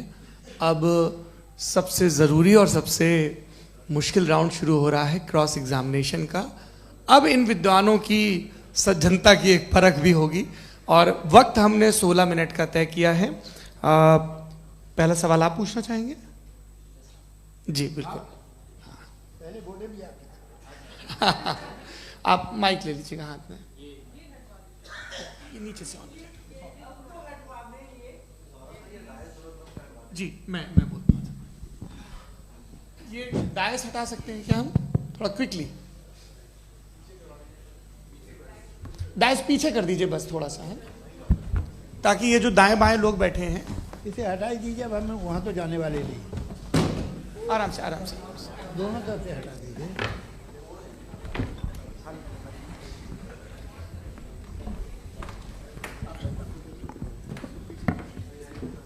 اس بیچ آپ لوگ بھی اپنے اپنے سوال تیار کر لیں۔ یہ دھیان رکھیں گے کہ میں یہاں سے سوال لوں گا، آپ لوگوں کو اپنا ہاتھ اوپر کرنا ہے، اپنا نام بتانا ہے، اور ادھکتم 3 واکیوں میں اپنا سوال پورا کرنا ہے۔ کئی لوگ سوال کی جگہ بھاشن دینے لگتے ہیں، اس سے آج بچنا ہے۔ جی مفتی صاحب، پہلا سوال آپ کا، 16 منٹ ہیں، ہم دونوں لوگوں کے سوال لیں گے۔ جی بہت شکریہ، آپ کی جو ابھی بات ہوئی بہت اہم تھی، میں اس کو چاہوں گا کہ آگے ڈسکس کروں، لیکن چونکہ ابھی وہ سیگمنٹ ہے کراس ایگزامینیشن، تو سب سے پہلا سوال آپ سے یہ ہے کہ جو میں اتنی دیر سے کانٹینجنسی آرگیومنٹ آپ کو بتا رہا تھا، یہ عقل سے ہی بتا رہا تھا حضرت، آپ یہ بتائیں کہ آپ انفینٹ ریگریس آف کازز کو پاسبل مانتے ہیں یا نیسیسری بینگ کے ایگزسٹنس کو صحیح سمجھتے ہیں؟ چونکہ 2 ہی آپشن ہو سکتا ہے، آپ یہ بتائیں۔ دیکھیے، آپ کو میں ایمانداری سے بات کروں، ایک تو میں کانٹینجنسی ورڈ ٹھیک سے سمجھتا ہوں، اور اس وقت بھی جو آپ نے انگریزی کے الفاظ استعمال کیے وہ ذرا تھوڑے سے مجھے ڈیفیکلٹ اور کمپلیکیٹڈ لگے, تو آپ ذرا سمپل زبان میں سوال کر سکتے ہیں؟ بالکل کر سکتا ہوں. جی. یونیورس کی ہر چیز کانٹینجنٹ ہونے کا مطلب یہ ہے کہ وہ اپنے ایگزسٹنس میں کسی کے اوپر ڈیپینڈنٹ ہے. جو بھی چیز ڈیپینڈنٹ ہوگی وہ چیز انڈیپینڈنٹ نہیں ہو سکتی, تو اس کا کوئی نہ کوئی کاز ہوگا. تو اب آپ کیا سمجھتے ہیں کہ یہ انفینٹ ریگریس ہے, یعنی کاز پر کاز, کاز پر کاز, کاز پر کاز, اور کبھی کوئی یعنی یہ اینڈلیسلی چلتا رہا؟ چونکہ اگر ایسا ہوگا تو ہم تو ایگزسٹنس میں آتے ہی نہیں. لاجیکلی یہ متفق علیہ چیز ہے, متفق علیہ اگریڈ اپون. اس پہ ہم نے ایگری کیا تھا کہ مشکل شبد آئے گا تو ارتھ بتانا پڑے گا. تو انفینٹ ریگریس تو پاسبل نہیں ہے, تو کہیں نہ کہیں آپ کو رکنا پڑے گا ایسے نیسیسری بینگ پر. نہیں, کوئی ضرورت نہیں رکنے کی. کس نے کہا آپ رکنا پڑے گا؟ آپ رکتے ہیں خدا پہ, آپ نہیں رکتے. آپ کہتے ہیں وہ ہمیشہ سے, جب اس وقت سے جب وقت نہیں تھا. آپ کہاں رکتے ہیں کہ اب ہوا تھا وہ؟ آپ نہیں کہتے. ہم کیوں نہیں مان سکتے کہ یونیورس جو ہے اور بلکہ ملٹی ورسز جو ہے وہ ہمیشہ سے ہیں, وہ بنتی ہے, بگڑتی ہے. ایک ہمارے یہاں ایک چیز ہے بلیک ہول, وہ سمیٹ لیتا ہے واپس, پھر بلاسٹ ہوتا ہے, پھر پھیل جاتا ہے. اور اس میں ہماری تو خیر کوئی اوقات ہی نہیں ہے. انسان کی ایک چھوٹے سے ذرے پہ ہم 50-60 سال کی عمر رکھتے ہیں, جو کروڑا اربوں سال کی کائنات ہے اس میں, اور پیدا بھی نہایت ہی بےہودہ وجہ سے ہوئے تھے. تو اس میں یہ سوچنا کہ اس کی وجوہات اور یہ کیوں ہے, یہ ڈیپینڈنٹ ہے, یہ ہم دیکھ رہے ہیں. کیا معلوم, آپ سوچئے کہ یہ جو پھیل رہی ہے کائنات, یہ کہاں پھیل رہی ہے, یہ کہاں جا رہی ہے, اور یہ پھیل کیوں رہی ہے؟ ارے بنا لی تھی تم نے, رکو بھیا کافی ہے. یہ پھیل کیوں رہی ہے؟ اور کون سی کائنات جسے میں دوربین سے دیکھتا ہوں تو 2 بلین لائٹ ایئر پہ ہے, اس سے میرا کوئی واسطہ ہی نہیں ہے. 2 بلین ایئر یعنی اگر میں 80,000 مائلز پر سیکنڈ سے چلوں تو 20 کروڑ سال میں وہاں پہنچ جاؤں گا. اس کی ضرورت کیا تھی؟ یہ دنیا, یہ کائنات تو انسان اشرف المخلوقات کے لیے بنائی گئی نا. تو یہ سب یہ ٹرم سمجھ میں نہیں آیا, اس میں کوئی خاص سمجھنے والی بات تھی بھی نہیں. یہ جو الٹیمیٹ کہا یہ جاتا ہے کہ یہ جو پوری یونیورس ہے, یہ جو دنیا ہے, یہ انسان کے لیے بنائی گئی. اچھا, یہ سب انسان کے لیے. کیوں صاحب, صحیح ہے نا؟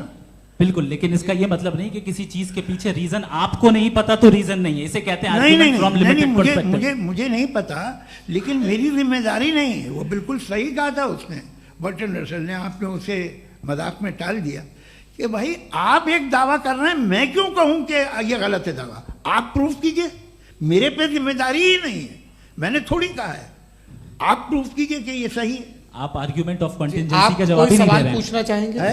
آپ سوال پوچھنا چاہیں گے مفتی صاحب سے, کیونکہ یہ کراس ایگزامینیشن کا دور ہے. آپ جیسے پہلے بول رہے تھے فیتھ کو لے کے کچھ, میں یہ پوچھنا چاہوں گا کہ خدا نے جو بھی ریولیوشنز کیے ہیں, ایک مذہب کے لیے بہت سے مذہبوں میں کیے ہیں, الگ الگ ریولیوشن ہیں. کہیں کچھ ایک باتیں ہیں, کانٹرڈکشن بھی ہے آپس میں, کہیں کچھ آپ کر سکتے ہیں, کہیں کچھ نہیں کر سکتے. ایسا نہیں ہے کہ سب کی کوڈ آف مورل ایک ہے. تو یہ قصہ کیا ہے؟ اب آپ یہ دیکھیے کہ مجھے کبھی کبھی لگتا ہے کہ جو فٹ بال فائنل ہوتا ہے, لاکھوں لوگ ہوتے ہیں, پھر وہ ٹی وی کور کر کروڑوں لوگ, اگر اس میں خدا کی ایک بومنگ آواز آ جاتی, میں گاڈ ہوں, تو سارے لوگ ابھی سن لیتے اور ٹی وی پہ بھی سن لیتے, قصہ ختم ہوتا. یہ اتنی رازداری کیا ہے کہ تم سامنے کچھ تو ثبوت دے دو ہمیں سالڈ. یہ کہہ رہا صاحب یہ یونیورس کیسے بنی, اس سے مسئلہ کیا حل ہوگا؟ میں پوچھوں گا آپ سے خدا کیسے بنا؟ کیوں نہیں پوچھوں گا کیسے بنا؟ بلکہ وہ تو کائنات سے کہیں زیادہ انٹیلیجنٹ ہے, کائنات سے کہیں زیادہ جی وہ ہمیشہ سے ہے. آپ کہیں گے میں مان لوں گا. اچھا, دویم وہ قادر المطلق, یعنی قادر مطلق کا مطلب اومنی پوٹنٹ, جو چاہے کر سکتا ہے. آپ کو نوکری دلوا سکتا ہے, آپ کی اچھی جگہ شادی کروا سکتا ہے, آپ کے پڑوسی کا مقدمہ ہروا سکتا ہے, آپ کو جتا سکتا ہے, سب کام کرتا ہے. تھوڑا سا مائک کلوز. وہ اس دنیا کو چلا کیسے رہا ہے؟ یہ دنیا کیسے چل رہی ہے؟ آپ کو اس پہ حیرت نہیں ہوتی؟ یا قیامت کے بعد کبھی ایک جسٹس ہوگا, جب یہ بچہ مر چکا ہوگا جس کی دھجیاں اڑ گئی بم سے, اس کو انصاف ملے گا تب. اچھا اب جواب دوں؟ ہاں جی. میں اسی لیے آپ کی طرف. سب سے پہلے آپ نے ریویلیشن اور اسکرپچرز کی بات کی, اس پہ میں بات کر سکتا ہوں لیکن آج نہیں کروں گا چونکہ وقت کم ہے, کبھی اور اس پہ ڈسکس کریں گے. میں تیار ہوں اس پہ بھی بات کرنے کے لیے. یہ ابھی سے راؤنڈ 2 کی بھومکا طے ہو رہی ہے. Does God exist round 2. چونکہ آج گاڈ کے ایگزسٹنس پہ بات ہے تو میں اسی کے ریلیٹڈ جو ہے آپ کے سوالات کو انٹرٹین بھی کروں گا اور میں بھی پوچھوں گا. آپ نے کہا کہ آپ نے ثابت ہی نہیں کیا, جبکہ آرگیومنٹ آف کانٹینجنسی بنیادی آرگیومنٹ ہے. آپ مجھے کانٹینجنسی کا مطلب بتائیے, آپ کا مطلب کیا کانٹینجنسی؟ کانٹینجنسی کا مطلب یہ ہوا کہ ہر وہ وجود جو کسی بھی چیز کا پابند ہے, ہر وہ وجود یا ہر وہ چیز جو اپنے ایگزسٹنس میں کسی بھی چیز کے پابند ہے اور اس سے باؤنڈ ہے, اس کو اس کی ضرورت ہے, اس پر ڈیپینڈ کرتی ہے, تو ظاہر سی بات ہے کہ اس کا کوئی نہ کوئی کاز ہوتا ہے. یہ تو عقل کی بات ہے. یہ آپ ریزننگ کی بات کرتے ہیں, میں وہی کر رہا ہوں. دوسری چیز, آپ نے یہ بات کہی کہ اتنے بلین لائٹ ایئرز دور ہے, اس کا میرا کیا لینا دینا. پھر میرے خیال سے آپ کو یہ نہیں کہنا چاہیے I think there for I am N atheist. آپ کو سوچنا چاہیے. صرف آپ ایک لمیٹڈ دائرے میں رہ کر نہیں سوچیں بلکہ باہر نکل کر سوچیں. آپ نے تیسرا سوال کیا, آپ نے 2-3 سوال ایک ساتھ. ایسی باتیں نہ کیجیے, کچھ کو اعتراض ہو جائے گا آپ پہ کہ آپ کچھ بھی سوچیں. یہ اجازت آپ کو ہے نہیں, مجھے ہے.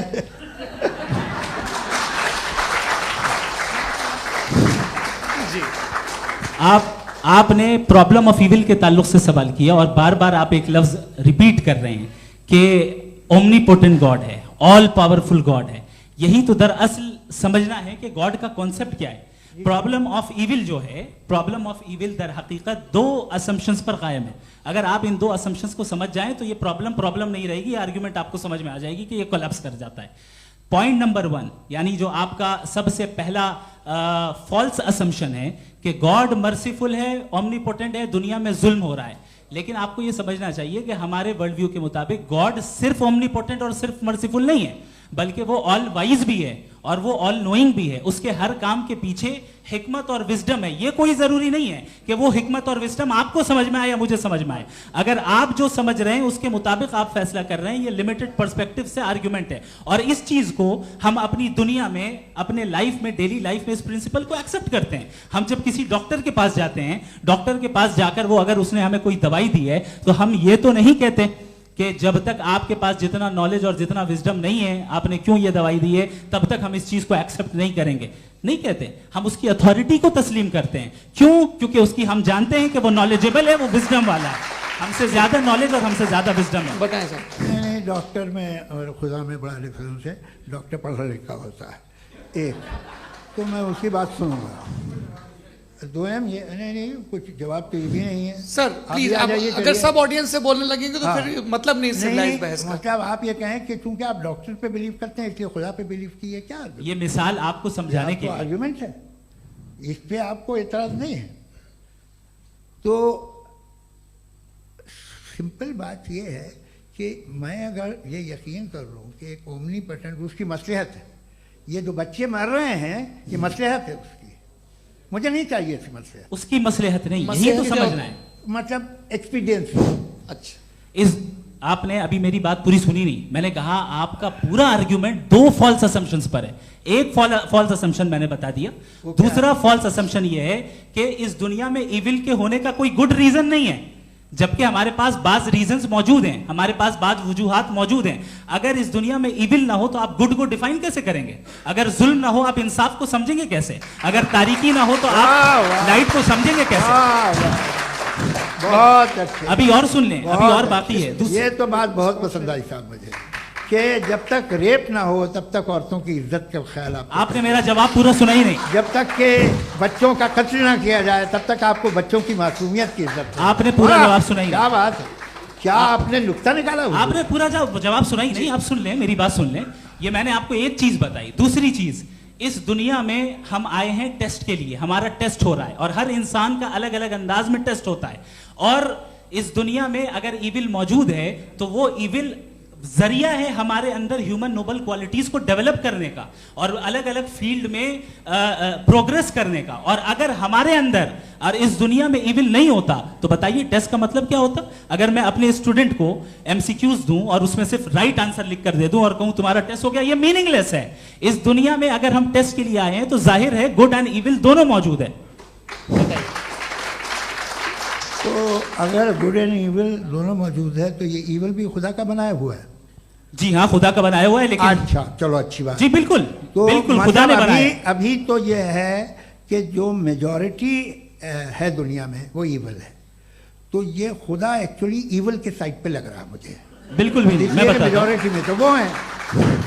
کیا بات کر رہے ہیں بھائی آپ. کوئی بھی جو منصف ہوگا, چاہے آپ کا اپنا گھر ہو جس کے آپ سب سے بڑے ہیں, چاہے آپ کی آرگنائزیشن ہو جو آپ چلاتے ہیں, وہاں پر آپ ایول رکھیں گے ثابت کرنے کو کہ باقی لوگ شریف ہیں. میری بات سن کیا یہ آرگیومنٹ ہی غلط ہے اگر کہ جب تک کہ کوئی ایول نہیں ہوگا تب تک کہ شریف آدمی شریف نہیں لگے گا. اگر ایگزامینر غلط آپشن دے رہا ہے تو ایگزامینر ایول نہیں ہو گیا. جو غلط آپشن کو سلیکٹ کر رہا ہے وہ فیل ہوگا. کریٹر نے ایول کو بنایا ہے لیکن وہ ایول نہیں ہے. اچھا سنیے میری بات, لیٹ می کمپلیٹ سر. کریٹر نے ایول کو بنایا ہے ٹیسٹ کے لیے, وہ ایول نہیں ہے. ایول وہ ہوگا جو اسے اختیار کرے گا. چھری کو بنانے والا غلط نہیں ہوتا ہے, چھری کا غلط استعمال کرنے والا غلط ہوتا ہے.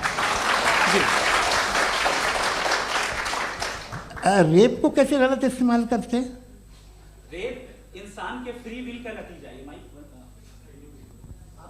یہ ریپ کیسے غلط استعمال ہوتا ہے؟ یہ اب سن لیں, اب سن لیں. غلط استعمال ہوتا ہے. ہاں میں بتا رہا ہوں نا, کیسے غلط میں بتا رہا ہوں کہ جو ایول اس دنیا میں موجود ہے اس کے کئی سارے طریقے ہیں. ایک طریقہ انسان کا اپنا فری ول ہے. اب اگر کوئی ریپس ریپ کر رہا ہے تو اس کا گاڈ کا قصور نہیں ہے, وہ اپنے فری ول کا غلط استعمال کر رہا ہے, اس کو سزا ملنی چاہیے اور اسی کے لیے جہنم بنائی گئی ہے.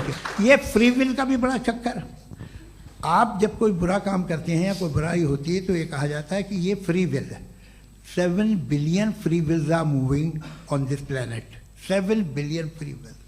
اور ایک آدمی اپنی فری ول سے مجھے قتل کر دے تو میں خدا کی مرضی سے مرا ہوں کہ اس کی فری ول کی وجہ سے. میری موت خدا کے ہاتھ ہے یا یہ فری ول والے کے ہاتھ ہے؟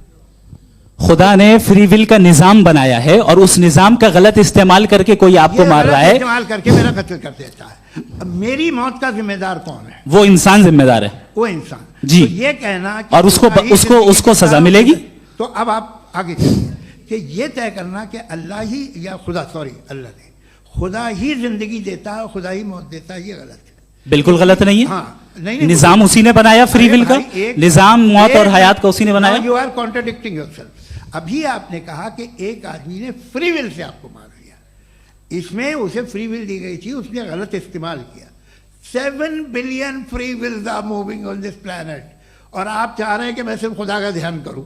یہ 7 billion free wills کو مجھے لک آفٹر کرنا پڑے گا کہ نہیں؟ یہ تو تباہیاں کر رہی ہیں اور تباہیاں زیادہ ہو رہی ہیں.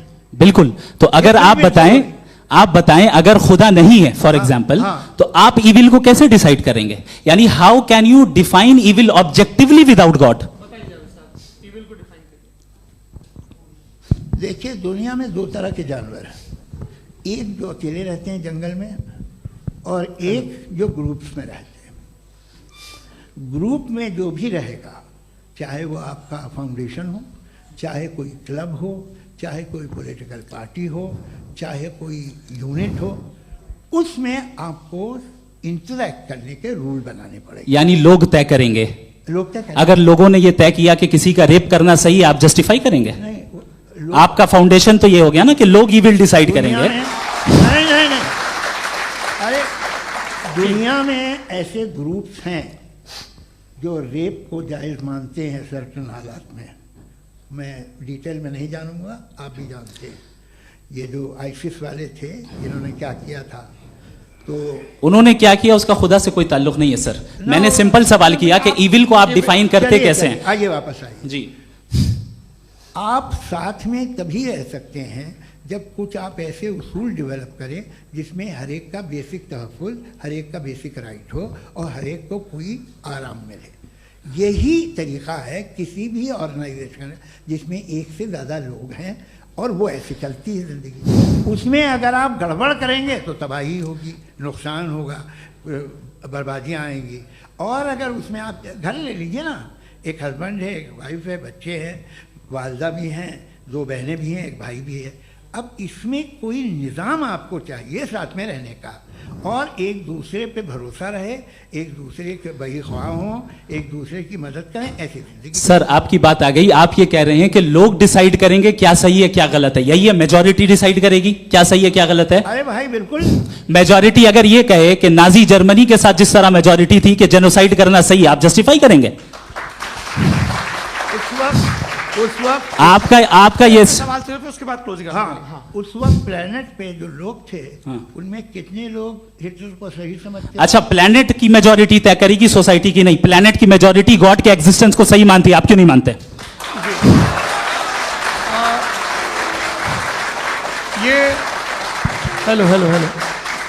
یہ کراس کوشچن کا راؤنڈ یہاں پر سماپت ہوتا ہے, اور یہ بڑا اچھا ہے کہ اس طرح سے فریگمنٹ کر دیا گیا ہے تاکہ جو مرکری اوپر جا رہا ہے نیچے جواب دے دوں. جی, پلانٹ کی زیادہ تر میجورٹی کچھ دوسرے مذہبوں کے خدا کو مانتی ہے. آپ انہیں نہیں, آپ تو میجورٹی کی بات کر رہے ہیں. یہ کلوزنگ آپ یہ کہہ رہے ہیں ایول اور گڈ کو ڈیسائیڈ میجورٹی کرے گی, میجورٹی جو کر دے وہ صحیح ہو جائے گا. اس کو جیسا آپ ہی لوگوں نے طے کیا ہے اسی فارمیٹ کو فالو کر لیتے ہیں. بھائی میں نے تو بھلے لوگوں پہ اعتبار کیا اور تب ماڈریشن طے کیا. جی, آپ کے پاس 5 منٹ کا وقت ہے, کلوزنگ آرگیومنٹ ہے, اس کے بعد ہم آڈینس سے کوشچن آنسر لیں گے جاوید صاحب کی کلوزنگ آرگیومنٹ کے بعد. اوکے, بہت شکریہ. ہمارا جو ٹاپک ہے ڈز گاڈ ایگزسٹ, میں اس پہ اتنے اکیڈمک تیاری کر کے آیا تھا, مجھے تھا کہ میں نے سوچا تھا کہ کئی سارے میں آرگیومنٹس دوں گا, لیکن وقت کی بھی قلت اور جاوید صاحب بار بار ادھر ادھر چلے جا رہے تھے تو اس کو بھی تھوڑا انٹرٹین کرنا پڑ گیا. ڈز گاڈ ایگزسٹ پہ میں ایک ہی آرگیومنٹ دے پایا, آرگیومنٹس بہت ہیں اور ڈیفینیٹو آرگیومنٹس ہیں, اور میرے آرگیومنٹ کو کسی ایک راؤنڈ میں بھی انہوں نے انٹرٹین نہیں کیا اور ریفیوٹ نہیں کیا, ایک راؤنڈ میں بھی نہیں, ایک راؤنڈ میں بھی نہیں, اور نہ ہی ابھی آپ کا کلوزنگ آرگیومنٹ آئے نہیں, وہ بتا دینا. Argument of contingency. سر ارے میں آپ سے کئی بار کہہ چکا ہوں کنٹینجنسی کا مطلب اب میں کیسے سمجھاؤں آپ کو, اور کتنے آسانی سے سمجھاؤں میں, مجھے تو نہیں سمجھ میں آ رہا ہے. آپ اپنی آرگیومنٹ آف کنٹینجنسی اردو میں بول سکتے ہیں. آپ اپنی بات پوری کر لیں جی, آخری 4 منٹ. دوسری چیز, just a minute please ma'am, can I talk. دوسری چیز یہ ہے کہ آپ نے ایک تو اس کا جواب نہیں دیا, دوسرا آپ نے گاڈ کے نہ ہونے پر کوئی ڈیفینیٹو آرگیومنٹ نہیں دیا, صرف مذہب پہ بات کر رہے ہیں آپ. مذہب تو آج ہمارا ٹاپک ہی نہیں تھا, آج تو ہمارا ٹاپک ہو آپ مذہب سے لے کر آئی ایس تک چلے گئے. بھائی ہمارا کیا تعلق ہے اس سے, وی کنڈیم دیم, اور اس کا گاڈ سے کیا تعلق ہے؟ اگر کوئی غلط کام کر رہا ہے, کسی نے کسی کو قتل کیا, کسی نے کسی کا ریپ کیا, اس کو سزا ملنی چاہیے, اور آپ کے پاس کوئی بھی rational strong foundation of morality نہیں ہے. آپ نے کہا کہ میجورٹی طے کرے گی سوسائٹی کی, وہ صحیح ہوگا. میں نے کہا ہٹلر کو پھر آپ صحیح کہیں گے, نہیں, پلانٹ کی سوسائٹی کی میجورٹی طے کرے گی, تو پلانٹ کی میجورٹی گاڈ کی ایگزسٹنس کو مانتی ہے, آپ کہہ رہے ہیں یہ ریلیجیس ہے. تو یعنی آپ کے پاس کوئی اسٹرانگ فاؤنڈیشن نہیں ہے آبجیکٹو موریلٹی کا. آبجیکٹو موریلٹی کا اگر کوئی فاؤنڈیشن ہے تو وہ صرف گاڈ ہے, گاڈ ہے, گاڈ ہے. Thank you. جی, یہ مفتی شمائل ندوی صاحب کا کلوزنگ آرگیومنٹ تھا. اب ہمارے پاس جی یہ بڑا اچھا ہے کہ دونوں لوگوں کو ماڈریٹر سے شکایت بھی, اور بول رہے بھائی ہماری شاباشی بھی تو کرتے چلو. اب میری بات جی, آپ کے پاس جاوید اختر صاحب 5 منٹ کا وقت ہے, یہ آپ کا کلوزنگ آرگیومنٹ ہے, ٹائم ریسیٹ کر دیں. جی دیکھیے, بہت ساری باتیں ہیں. گاڈ کا ڈیفینیشن دنیا کے کسی بھی ریلیجن میں ہے کہ وہ اومنی پوٹنٹ ہے, وہ اومنی پریزنٹ ہے, ہی is just, he is kind, he loves you and so آن. میں جب دنیا دیکھتا ہوں تو مجھے کوئی ایسا سپریم پاور یہاں دکھائی نہیں دیتی ہے جو انسان کی بہبودی کے لیے کچھ کر رہی ہو, کمزور کو بچا رہی ہو, مدد کر رہی ہو, ظالم کو پیچھے ہٹا رہی ہو. میں نہیں دیکھا, تاریخ میں نہیں. ایک تو اگر ہے اور یہ دیکھ رہا ہے تماشا تو اس کا ہونا نہ ہونا برابر ہے. دوم یہ کہ یہ جو ہے, جب آپ یہ کہتے ہیں کہ کائنات جس کی کنٹینجنسی ہے, میں دیکھیے وہ لفظ استعمال کیا میں, تو یہ کیسے ہو سکتی ہے بھائی؟ اور فوراً آپ سرنڈر کر دیتے ہیں کہ ظاہر ہے کہ اس کا بنانے والا تو اس سے 10,000 گنا زیادہ کمپلیکیٹڈ ہوگا. اس پہ آپ کے ہونے پہ کوئی اعتراض نہیں ہے. اسے وہ ٹائم لیس ہے, وہ پہلے سے تھا, ٹائم تو بہت بعد میں آیا. یہ سب آپ ماننے کو تیار ہے جس کا آپ کے پاس کوئی ثبوت نہیں, آپ کے پاس کوئی ریزن نہیں. آپ کی تاریخ کیا ہے مذہبوں کی؟ बिलीफ की, जो खुदाओं का बिलीफ है, ये कॉन्स्टेंटली गलत साबित होता रहा है। मतलब आप कहें कि अरिस्टोटल के ज़माने में तो सब जाहिल थे, वो भी इतने ही यकीन से खुदा पे यकीन रखते थे, जो अब नहीं रहा, ये भी नहीं रहेगा, आप लिख लीजिए। और इसके आसार आपको दुनिया में दिखाई देना शुरू हो चुके हैं। ये बहस क्या आज से 100 साल पहले इस तरह हो सकती थी? यहाँ तक तो आपको हम ले आए हैं। तो सर अरे इनको मदद की ज़रूरत नहीं भाई, ये सेल्फ सफिशिएंट आदमी है, आप क्यों इनकी मदद कर रहे हैं? Sir please. तो ये जो है तमाम बातें अपनी जगह हैं। ये एक पैकेज है। आप अकेले, कोई आदमी ऐसा नहीं जो सिर्फ गॉड को मानता हो, उसके साथ बहुत पैराफर्नेलिया आता है, अलग अलग पैराफर्नेलियाज आते हैं। They have always created chaos in the society. मैं तो आपको सीधा ऑफर देता हूँ कि दुनिया में 10 इम्पॉर्टेंट बिलीव्स हैं। आप 1 मानते हैं, 9 नहीं मानते, 9 में आप एथीस्ट हैं, 9 को आप बिल्कुल रीजनेबली मेरी तरह देखते हैं। तो 90 मजहबी आदमी भी 90% एथीस्ट है, वो दूसरे खुदा नहीं मानता, एक खुदा मानता है अपना वाला, बाकियों को कहता है गलत है। अगर आप मानना ही बंद कर दें तो आपका 10% चांस है कि आप सही हैं और 90% चांस है कि आप गलत हैं। मेरा मशवरा है आप मानना छोड़ दिए तो 50% चांस होगा कि आप सही हैं और 50% चांस होगा, 40% आप गेन करेंगे बाय बिकमिंग एथीस्ट।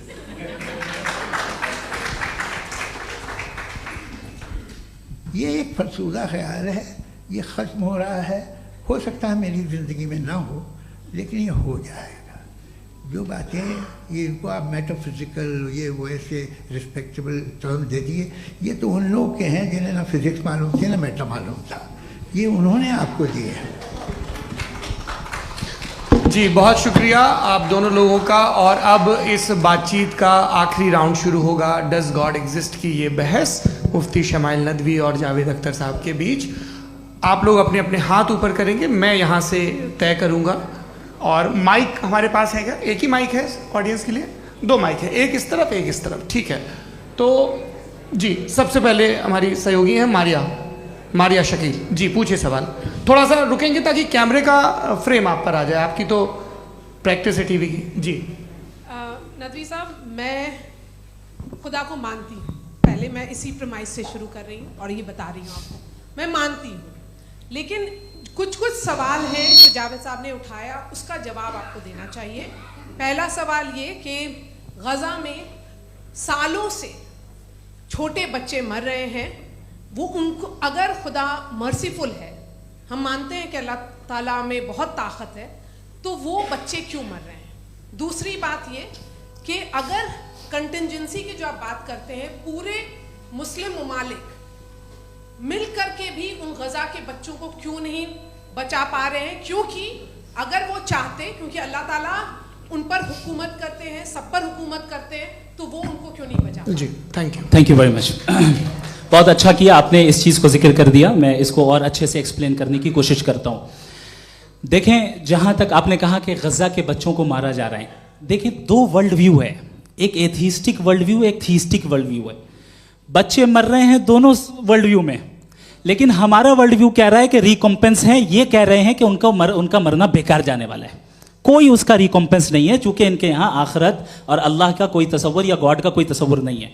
आपने ये सवाल किया कि गॉड मर्सीफुल है, क्यों नहीं रोकता? ये मैंने बताया कि ये मिसकंसेप्शन है लोगों के दरमियान कि गॉड को सिर्फ मर्सीफुल और ओमनीपोटेंट समझते हैं। गॉड के सिर्फ यही 2 एट्रीब्यूट्स नहीं हैं, गॉड के कई सारे एट्रीब्यूट्स हैं, उनमें से अल हकीम भी है, उनमें से ऑल वाइज भी है, ऑल नोइंग भी है। लिहाजा अगर इस दुनिया में किसी को तकलीफ आ रही है और गॉड उसको नहीं रोक रहा है, वो इसलिए नहीं रोक रहा है चूंकि इंसानों को फ्री विल दिया गया है। ठीक इसी तरीके से अगर एक डॉक्टर किसी छोटे बच्चे को इंजेक्शन लगा रहा है, उसे तकलीफ पहुंच रही है, उसके लिमिटेड पर्सपेक्टिव के एतबार से ये गलत हो रहा है और डॉक्टर बुरा है। लेकिन जब आप ब्रॉडर पिक्चर को देखेंगी, आपके और हमारे पास सिर्फ एक पिक्सल है, हमें इतना नजर आ रहा है कि गजा में कत्ल हो रहा है, लेकिन इसके पीछे कितना रिकॉम्पेंस उनको मिलने वाला है, पूरा पिक्चर गॉड के पास है। तो एक पिक्सल से आप पूरे पिक्चर को कभी भी जज नहीं कर सकती। आप इसमें कुछ जोड़ना चाहेंगे? आपको कुछ बोलना है इसमें? भाई یہ آپ نے بہت اچھا جسٹیفیکیشن دیا. یہ آپ وہ جو وہاں کے پرائم منسٹر اسرائیل کے انہیں بھیجیے, وہ بہت خوش ہوں گے. آپ جسٹیفیکیشن دے دینا کہ اگر گاڈ نہیں ہے تو بچے کیوں مر رہے ہیں, آپ بتائیں. وہ یہ سوال پوچھ رہے ہیں کہ اگر آپ ایشور کا استتو نہیں مانتے ہیں تو ان بچوں کی موت کو آپ کیسے انٹرپریٹ کرتے ہیں؟ بھائی یہ دنیا جو ہے, جو طاقتور لوگ ہوتے ہیں وہ ایک ناانصافی کرتے ہیں. تو یہ اچھا کام ہے آپ کے نزدیک, تو نیچر ناانصافی پہ مبنی ہے. ارے میرے بھائی آپ نیچر کی کہاں بات کر رہے ہیں, تو انسان کی بات. تو پھر جب میں انسان کی بات کر رہا تھا آپ نیچر کی بات کرنے لگ گئے. کراس ایگزامینیشن نہیں. ہاں اب آپ مجھے بولنے نہیں دیں گے تو الگ بات ہے, آپ بولیے, میں مجھے کوئی جلدی نہیں. جی نہیں, یہ کراس ایگزامینیشن. مجھے بول تو لینے دیجیے. جی بولیے. کیا بات یہ ہے کہ ہیومن سوسائٹی تبھی ساتھ میں رہ سکتی ہے جب وہ محبت سے, ایکتا سے, ایک دوسرے کے احترام کر کے رہے. اس کے علاوہ پاسبل نہیں ہے, اکیلے تو انسان رہ ہی نہیں سکتا. وہاں پر کچھ لوگ ہیں جو فاؤل کرتے ہیں. وہ فاؤل ہمیشہ سے تاریخ میں ہوتا آیا ہے. آج یہ ہو رہا ہے, جو ہو رہا ہے بہت برا ہو رہا ہے, بہت ظالمانہ ہے, بہت جابرانہ ہے. اس کو آپ کہیں کہ یہ بچوں کو کمپنسیشن مل جائے گا یا اس کی انجیکشن ہے. انجیکشن تو ہیلتھ کے لیے دیا جاتا ہے. آپ یہ کہہ رہے ہیں کہ یہ بچوں کی جو دھجیاں اڑ رہی ہیں یہ انجیکشن ہے, یہ ٹیسٹ ہے, یہ ٹیسٹ ہے, اور اس ٹیسٹ میں ان کو ایسا ریکمپنس ملے گا جو آپ کے تصور کے باہر ہے. یہ آپ 3 برس کے بچے کو بارود سے اڑا کے ٹیسٹ لے رہے ہیں. واہ, وہ نہیں لے رہا ہے, خدا نہیں اڑا رہا ہے, اسرائیل اڑا رہا ہے. جی, تو اس کو کنڈم اگلا سوال لیتے ہیں. اگلا سوال لیتے ہیں پروفیسر پرشوتم اگروال. مفتی صاحب ایک نویدن آپ سے ہے کہ کم سے کم تھوڑا سا مائک کلوز ایک ریلیجیس اور فلسفیکل پلیز, ایک ریلیجیس اور فلسفیکل ٹریڈیشن ہے جو برہمانڈ کو یعنی یونیورس کو ہی انتم مانتی ہے. سروم کھلو ادم برہمم, دس از چھاندوگیہ Upanishad, and it completely rules out the existence اور نیسیسٹی, آپ کے شبدوں میں necessity of a creator. The creation it self is the creator. تو ایک منٹ پلیز. دوسرا جو سوال آپ نے ابھی, جو آپ بار بار کہہ رہے ہیں کہ بھگوان ودوان بھی ہے, وائز, سب جاننے والا, تو اگر وزڈم میں دنیا بھر کے پاپوں اور اتیاچاروں کو برداشت کرنا شامل ہے تو پھر اس کا مطلب یہ ہوا کہ اگر میں فری ول سے اس کو اپوز کرتا ہوں تو ایشور کی وزڈم اور میری فری ول میں کنٹراڈکشن ہے. Because when I am opposing whatever is happening in Gaza, then I am opposing the God's will or God's wisdom. جواب لیتے ہیں. کیونکہ تو گاڈ کی وزڈم میں, ایک منٹ سورا پلیز سر, یہ ایک جملہ, گاڈ کی وزڈم ہے کہ گاجا میں جو کچھ ہو رہا ہے وہ ہو رہا ہے, میں اس کو اپوز کر رہا ہوں تو میں گاڈ کی وزڈم کے خلاف جا رہا ہوں. ایک سوال. دوسرا یہ نہیں آپ نے 2 آلریڈی. سر آپ اور سوال کر لیں لیکن مجھے 2 جواب دیں. پہلے آپ نے یہ کہا, سنیے میری بات سنیے. اسرائیل کے گاڈ کے مطابق تمہارا ٹھیک ہو رہا ہے نا؟ نہیں ہو رہا ہے, ٹھیک نہیں ہو رہا ہے, میں بتا رہا ہوں کیا ہو رہا ہے. آپ تشریف رکھیں, میں بتا رہا ہوں کیا ہو رہا ہے. Let me complete please. ایک سیکنڈ گائز, ایک سیکنڈ. یہ دیکھیے ایسا ہے کہ یہ سب بڑا آپس میں وچار ومرش کے بعد یہ طے ہوا تھا کہ کچھ نیم بنا لیے جائیں تاکہ ایک ٹائم باؤنڈ بات چیت چلے. اور بھائی صاحب آپ بڑا ضروری کام کر رہے ہیں لیکن کیمرے کے فریم میں آ کے اس کام کو گڑبڑ کر دے رہے ہیں. ٹھیک ہے گرو, اب میرے کو کہیں کا غصہ کہیں نکالنا تھا, سوری. نہیں کوئی غصہ نہیں ہے. جی, تو پروفیسر نے سوال پوچھے, آپ ان کے جواب دیں. اور تھوڑا یہ سب لوگ تھوڑا خیال رکھیں بھائی, سوال سنکشپت رکھیں. جی, آپ نے 2 سوال کیا. سب سے پہلا یہ کہا کہ ہمارے پاس یہ کانسیپٹ ہے کہ یہ یونیورس خود نیسیسری بینگ ہے, creation it self is the creator. How irrational از دس کہ میں ایگزسٹ کروں گا بعد میں لیکن ابھی ایگزسٹ کر بھی رہا ہوں, یعنی ایک ہی ٹائم میں ایگزسٹ بھی کر رہے ہیں نہیں بھی کر رہے ہیں. دس از ناٹ ٹرو. دوسری چیز آپ نے کہا کہ اگر اسرائیل میں, سوری معاف کیجیے گا, اسرائیل ڈزنٹ ایگزسٹ, آکیوپائڈ پیلسٹائن میں اگر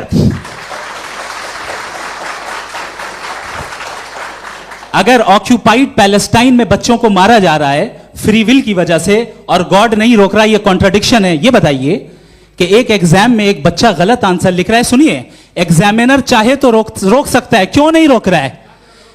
یہ کانٹراڈکشن ہے, یہ کانٹراڈکشن نہیں ہے.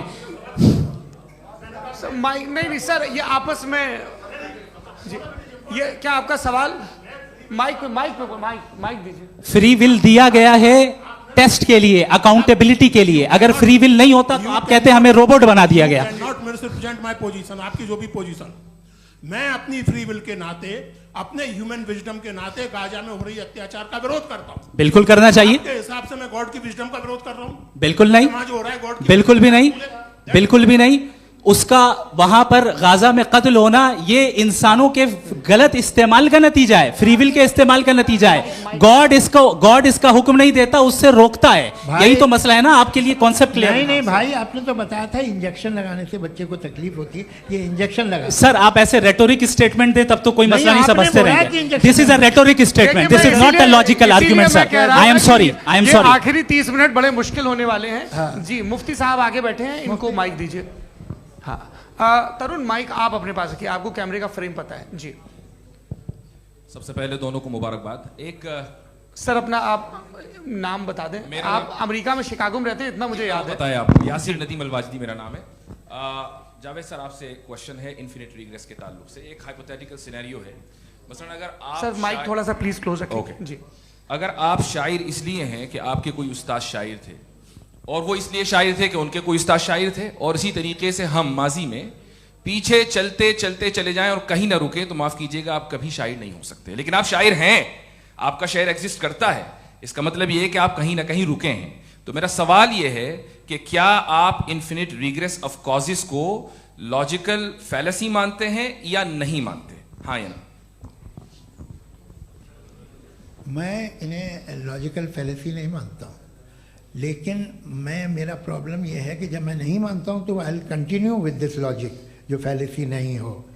आप एक जगह रुक जाते हैं जाके, आप कहते हैं ये गेंद कैसे बनी, ये जजीरा कैसे बना, ये समंदर कैसे बना, ये ज़मीन कैसे बनी, और अचानक गॉड पे जाके आपको ब्रेक लग जाता है। एक बार आप सवाल नहीं करते कि भाई इनको बनाने वाला तो इनसे भी कॉम्प्लिकेटेड होगा, वो कैसे बना, उसके बारे में आपने इत्मीनान कर लिया, वो हमेशा से है। तो अगर आप उसे हमेशा से मानते हैं तो फिर ये मान लीजिए कि कायनात हमेशा से है, क्या तकलीफ है? हम वजूद में नहीं आते जी हैं? हम मौजूद नहीं। अच्छा सर क्यों नहीं हो मैं सकते? बताऊंगा प्लीज प्लीज। जैसे मैंने मिसाल दी आपके शेर, आपका शेर कभी वजूद में ना आता अगर शायर इसी तरह चलते रहते हमेशा। जी माइक मेरे ख्याल से एक सेकंड। इन्फिनिट रिग्रेस का कॉन्सेप्ट क्लियर नहीं हो पाया, ऐसे रहने दें, लेट्स मूव ऑन सर। ठीक है। हाँ थोड़ा सा मॉडरेटर का भी ख्याल रखें। नहीं आपने तो रखा है, आपने रखा है। यहाँ पे गौहर रजा साहब हैं, वो भी एक सवाल पूछना चाहते हैं। माइक यार नीचे से ऑन कर दिए, नीचे। पहले तो ये कह दूं कि मैं उन बच्चों से शर्मिंदा हूं जिनको गजा में कत्ल किया गया, क्योंकि हमारे होते हुए कत्ल किया गया। लेकिन उससे ज़्यादा शर्मिंदगी इस बात से हुई कि मुझे लगा कि मुफ्ती साहब उसको जस्टिफाई कर रहे हैं।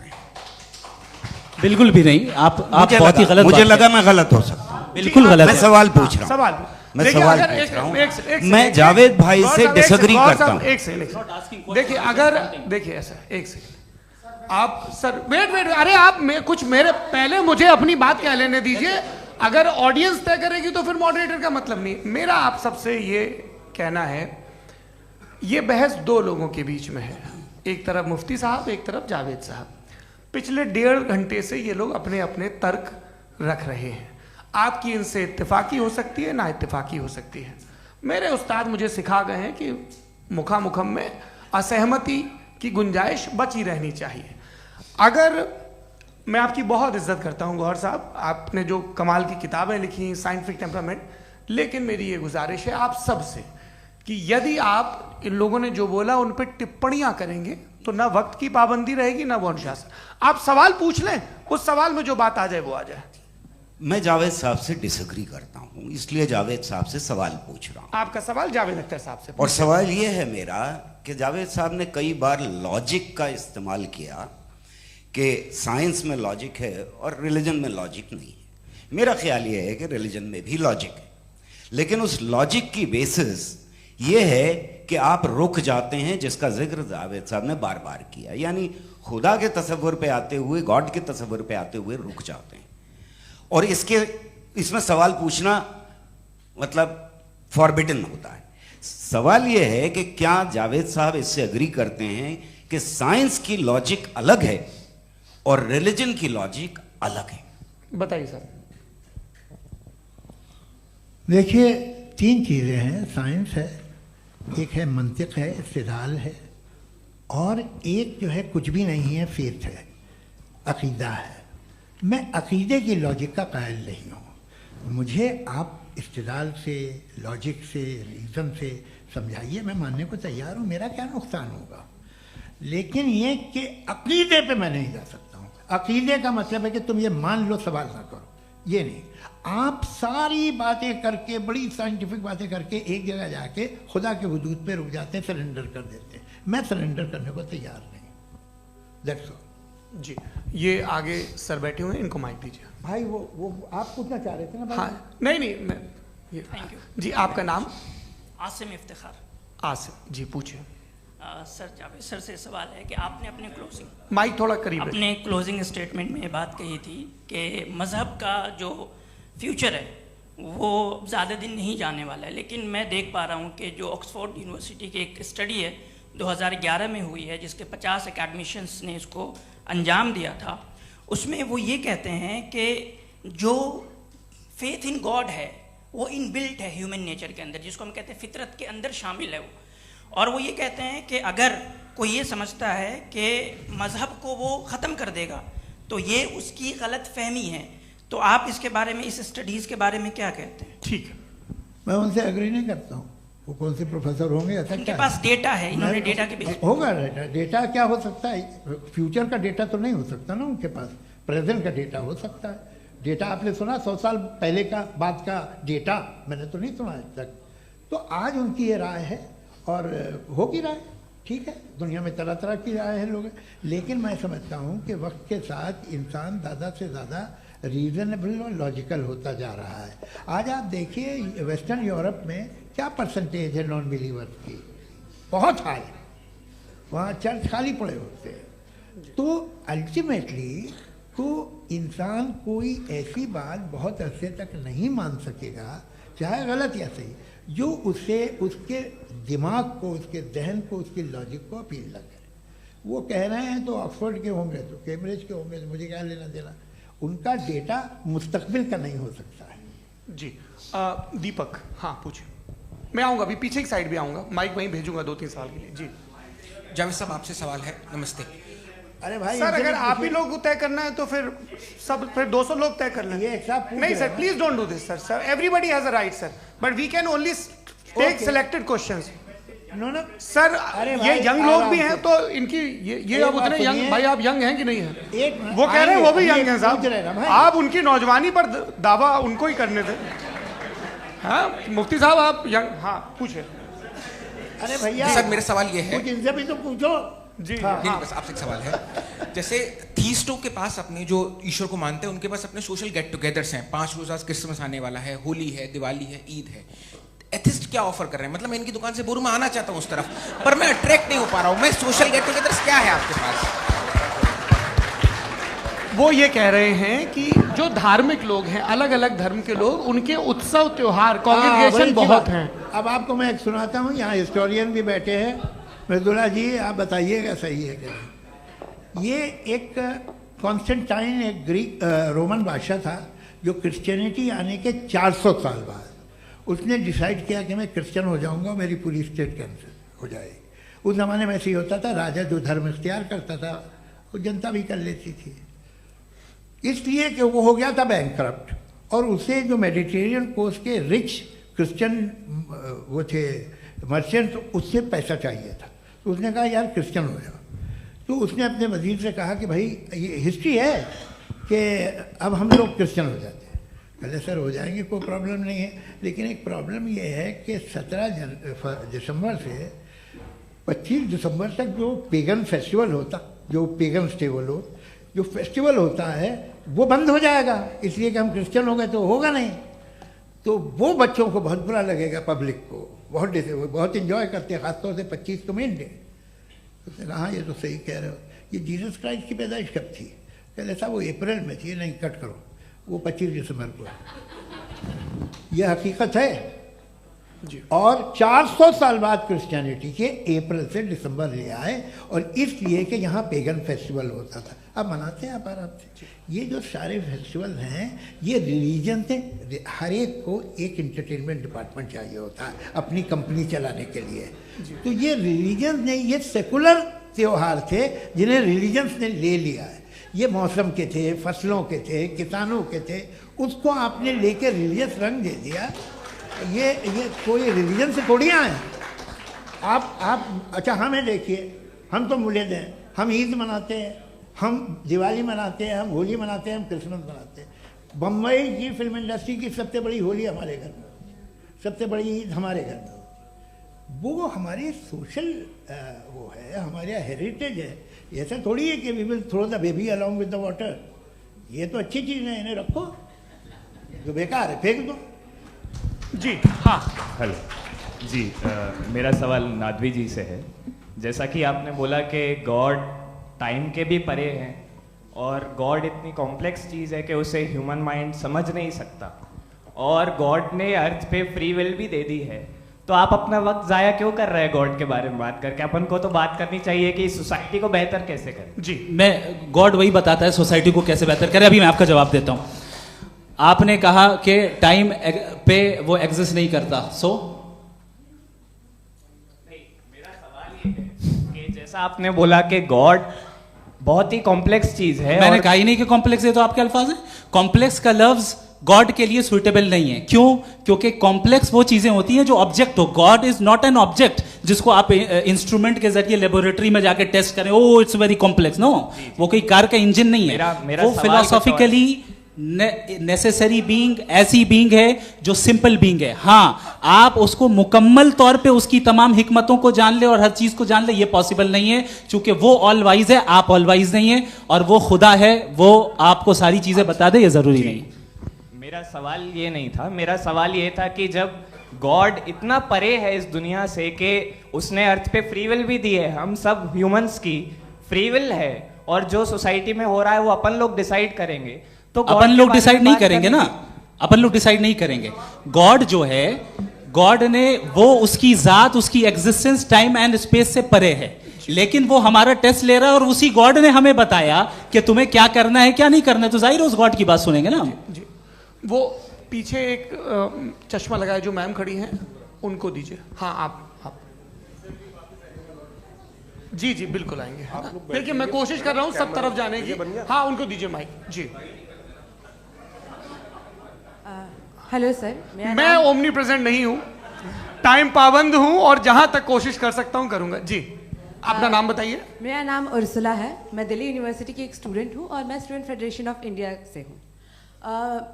मेरा सवाल मुफ्ती जी से है कि इस हॉल के इस कमरे में बैठ के हम लोग रेप की मोरालिटी के बारे में फिलोसफिकली बात तो कर सकते हैं, बट असलियत ये है कि रोज़मर्रा की ज़िंदगी में औरतें रेप के थ्रू गुजरती हैं, और हम लोग सिर्फ नंबर्स पे इस तरह नहीं देख सकते, क्योंकि कितनी औरतें हैं इन कंट्रीज़ में जहाँ पे आप बता रहे हैं कि केसेस कम हैं, जिनका एक्सेस है कि वो जाके केस फाइल कर सकें। कितनी औरतें हैं जो जिनको काम करने की आज़ादी है उन कंट्रीज़ में। यूरोप में ये आज़ादी आ गई, यूरोप में ये रूल्स आ गए, तो हम आज उसके बारे में बात कर पा रहे हैं। जी जवाब। आपने ये कहा कि कमरे में बंद होकर हम लोग इस पर फिलोसफिकली बात कर सकते हैं, लेकिन हकीकत में क्या हो रहा है, वो ग्राउंड लेवल पे क्या हो रहा है जो बहुत गलत हो रहा है, और वो सफ़र कर रही हैं। आई एग्री, बहुत गलत हो रहा है, और जो गलत हो रहा है उसको हमें रोकना है। और क्यों रोकना है, वो गलत क्यों है, हमारे पास इसका ऑब्जेक्टिव फाउंडेशन है, इनके पास उसका ऑब्जेक्टिव फाउंडेशन नहीं है। मैं ये कहना चाह रहा हूं कि जहां पे भी जुल्म हो रहा है, जहां पे भी औरत पे जुल्म हो रहा है, या उसकी इज्जत लूटी जा रही है, या उसे तकलीफ पहुंचाई जा रही है, और सिर्फ औरत नहीं, किसी इंसान के ऊपर भी जुल्म हो रहा है, तो उसके खिलाफ खड़ा होना, ये मोरालिटी हमारे पास गॉड के पास से आई है। वरना जावेद साहब तो कह रहे हैं कि जो है मेजॉरिटी डिसाइड करेगी, तो मेजॉरिटी तो कभी भी बदल सकती है। क्या आप ये थोड़ी सी आपको गलतफहमी है। मैं अगर मेरे जुमले से ये मदना निकला या मैंने कहा, तो ये जुमला मैं वापस लेता हूँ। ये मेरा मतलब ही नहीं था कि मेजॉरिटी डिसाइड करेंगे। मेजॉरिटी डिसाइड करे तो दुनिया में बड़ी, वैसे आपने कहा था ये जुमला। अच्छा हो सकता है, मैं मान रहा हूँ, बाद में रिकैप कर लेंगे। अरे एक सेकंड, मैं अपनी एक्सप्लेनेशन देता हूँ। मुनासिब बात यह है कि हम सब के सब दिल में जानते हैं कि क्या अच्छा है क्या बुरा है, हमें पता है अच्छी तरह से। जो लोग बुरे काम करते हैं उन्हें भी मालूम अच्छा क्या है। यही तो सवाल था हजरत कि फिर ये मोरालिटी आई कहाँ से? Cross examination. हाँ जी हाँ। मोरालिटी साथ रहने की डिजायर से आई है। यानी साथ रहकर जो कुछ कह दे जो कुछ कर दे वो हो जाएगा? नहीं तो आप कायदे से रही कर सकते हैं जब तक लोगों में मोरालिटी हो, वरना क्यास हो जाएगा। ये आपको कैसे पता? जी हमने देखा ना, जहाँ मोरालिटी का क्यास हो गया, हम देखते हैं। कहाँ पे देखते भाई हैं? दुनिया में आप जो कह रहे हैं, आप कहीं पे अगर गलत हो रहा है इस बहस तो के उसको बाद आप मैं गलत देखिए। आप एपिस्टेमोलॉजी की बात कर रहे हैं, मैं ऑन्टोलॉजी की बात कर रहा हूँ। मैं इस बहस फाउंडेशन के बाद क्या आप दोनों लोगों को चाय पे फाउंडेशन होस्ट करूंगा, वहां पे क्रॉस एग्जामिनेशन कर लीजिएगा। अभी ऑडियंस का हक मार रहे हैं आप लोग भाई, सर जस्ट लोग हैं आप लोग। और ये भाई ये हाँ उधर आएंगे, उधर इनको आएंगे। जी सर आएंगे। अच्छा सर मेरा नाम लईकुर रहमान है और मैं अलीगढ़ मुस्लिम यूनिवर्सिटी का स्टूडेंट हूँ। और जहाँ तक मुझे पता है कि sir you are also product of Aligarh Muslim University. मैं भी उसी चमन का बुलबुल। हाँ सर, तो बड़ी खुशी हुई मुझे जान करके कि मैं आपसे मिलूंगा। सवाल सर मेरा सवाल ये है, सर सैयद अलैहि रहमा का नज़रिया ये था कि खुदा के वजूद को अक़ल के दायरे में रह कर के तलाश करना, न कि पूरी तौर से उसका इनकार कर देना। Sir how will you define it? नहीं तो ये तो आप इन्हें बताइए। ये सवाल आपसे खुदा का वजूद साबित कर रहे हैं तो सर आपने इनकार कर रखा है, इस वजह से मेरा क्वेश्चन उन्होंने यही सर से एक सेकंड सर सैयद ने यही कहा ना कि अक्ल से आप खुदा के वजूद को साबित नहीं कर सकते, यही कहा ना भाई। वो उन्होंने कहा कर सकते हैं और वो कर दिया गया आज। वो फोन दो। तलाश करना या साबित करना अक्ल से अक्ल से नहीं हो सकता। अरे सवाल तो सुन लीजिए जी। अक्ल से नहीं हो सकता है, यही कहा ना आपने। अक्ल से हो सकता है। अरे वो यही कह रहे हैं भाई, आप बता रहे हो सकता है, वो तो कुछ और। आप अगर सर देखो नौजवान फोन ले लो, वो इतनी कमाल की यूनिवर्सिटी है। अरे भाई दे दो जरा एक मिनट, दे दो भाई मेरी बात सुनो, माइक पे बोलो ताकि जो लाखों लोग देख रहे हैं। माइक दे दो ना। अरे देंगे ना माइक, तुम ठहरो तो। हाँ सर मेरा सवाल ये था कि सर सैयद अलैहि रहमा का एक नज़रिया था अपना कि खुदा का जो वजूद है उसको अक़ल के दायरे में रह कर के तलाश करना है, न कि पूरे तौर से इनकार कर देना है। ये उनका कॉन्सेप्ट था। लेकिन मेरा सवाल ये है कि आप इसको कैसे डिफाइन करते हैं, एक्सप्लेन कैसे करेंगे, मैं आपसे जानना चाहता हूँ। चूंकि you are the product of Aligarh Muslim University. मुझे अक़ल के दायरे में रख के मैंने बहुत तलाश की, मुझे मिला नहीं। हाँ ये इधर वो चश्मा लगाए जो, हाँ उनको दे दीजिए। जी जी फटाफट पूछिए, बस 5 मिनट है, 5 मिनट में खत्म हो रहा है। हाँ अस्सलाम वालेकुम मुफ्ती साहब। एंड मेरा सवाल जावेद अख्तर साहब से। क्या नाम है आपका? अरे भैया सब मुझे पूछ रहे हो। फैज पूछिए फैज साहब। तो मेरा सवाल ये है कि अभी जो एथियस्ट है वो problem of evil argument use कर रहे हैं अगेंस्ट मुस्लिम्स, राइट? कि इस दुनिया में इतना सारा इविल है और अगेंस्ट मुस्लिम तो यहाँ अगेंस्ट थियस्ट। हाँ थोड़ा सा करेक्ट कर लीजिए भाई। पूरी मशक्कत ही इसी बात की थी कि किसी एक मजहब पे बात ना टिके।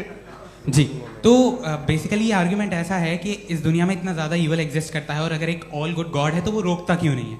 लेकिन इस सवाल में एक हिडन अजम्पशन ये है कि इस दुनिया में ईवल एग्जिस्ट करता है। अब एथियस्ट ये कैसे ऑन्टोलॉजिकली प्रूव कर सकते हैं कि इस दुनिया में ईवल एग्जिस्ट करता है? मैं आपको बताता हूँ, थोड़ा सा समझा। नहीं सर हम लोग इनको सुनने आए। नहीं please don't do that. I want to explain ontology. नहीं हम समझ गए सर, इनको अब जवाब देने दीजिए। अच्छा सवाल पूछ लो। मैं अभी तक क्या था वो मैं थोड़ा सा ऐड ऑन कर लेता हूँ। तुम गुरु, तो हम जब इसका राउंड 13 करेंगे ना तब तुमको स्टेज पे बिठाएंगे। जी तो हाँ जल्दी से। तो देखिए एथियज्म के हिसाब से सब कुछ रैंडमली बन गया है, सब कुछ एटम्स और मॉलिक्यूल्स है। एक पत्थर में और मुझ में सिर्फ इतना फर्क है कि हम लोग एटम्स और मॉलिक्यूल्स का अलग अलग रीअरेंजमेंट है। अब एक पत्थर को कोई इंसान तलवार से 2 टुकड़ों में काटते या मुझे, according to atheism it is same. There is no evil and good according to atheism. जी अच्छा फैज साहब का सवाल ये है कि हाँ कोशिश भी करते तो इससे गलत सवाल नहीं कर पाते। एक लाइफ फॉर्म है और लाइफ फॉर्म में फीलिंग्स हैं, मतलब लाइफ फॉर्म सुनता है, देखता है, टेस्ट कर सकता है, फील कर सकता है। तो उसकी जो ये जो क्वालिटी इस बबल में आ गई है वो जानवर में भी है, इंसान में भी है। तो जाहिर है कि उसे कोई तकलीफ पहुंचेगी, तो चूंकि उसके पास वो सेंसिटिविटी है तो मैं करेगा। पत्थर में वो सेंसिटिविटी नहीं है। तो ये क्या सवाल हुआ कि अगर पत्थर को काटा तो पत्थर को तकलीफ नहीं होती, तो आपको काटे तो आपको क्यों तकलीफ हो? बैठ जाइए जी। हाँ अगला सवाल।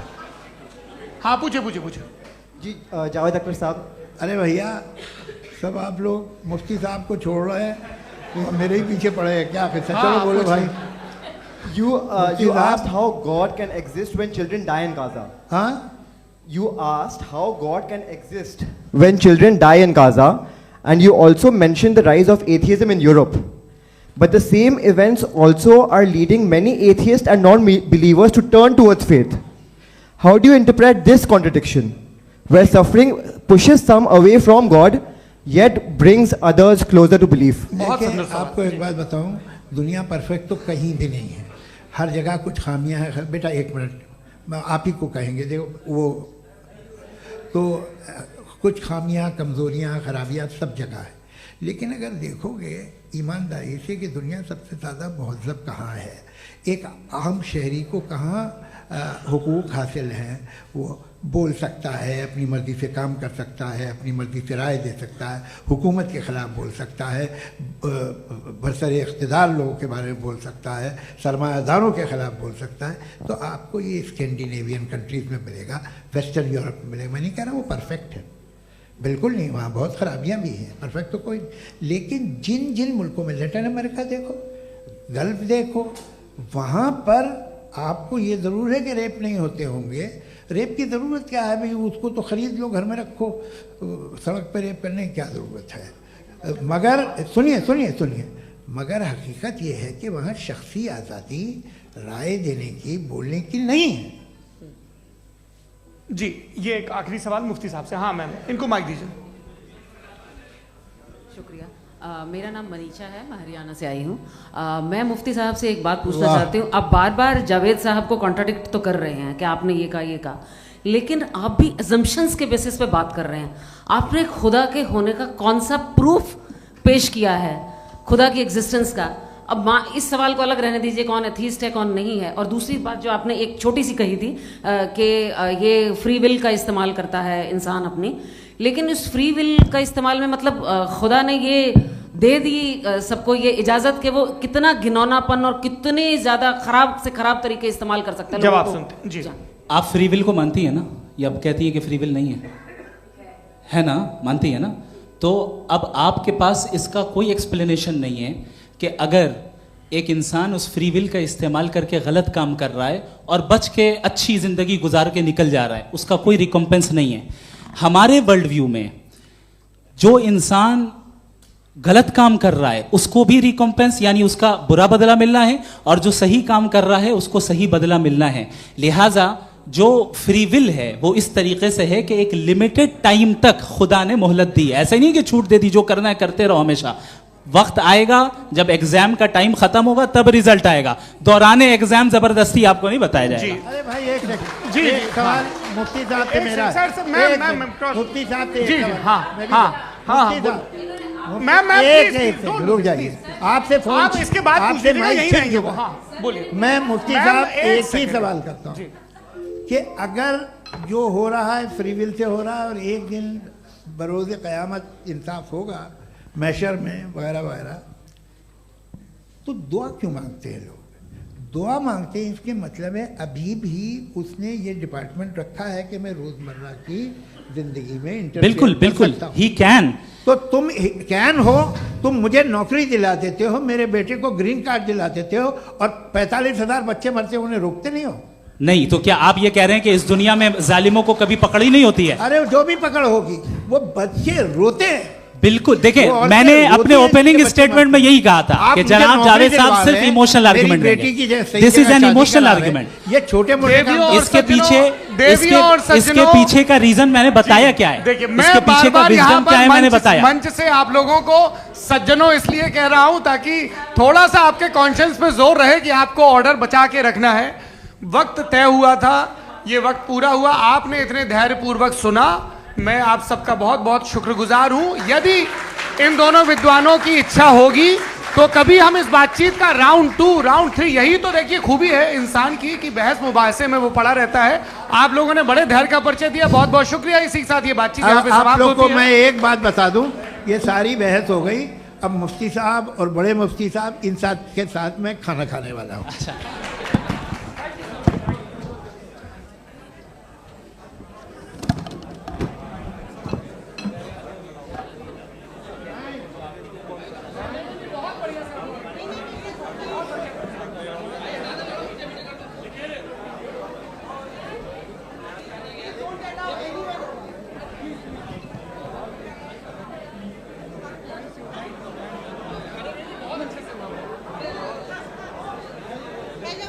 Thank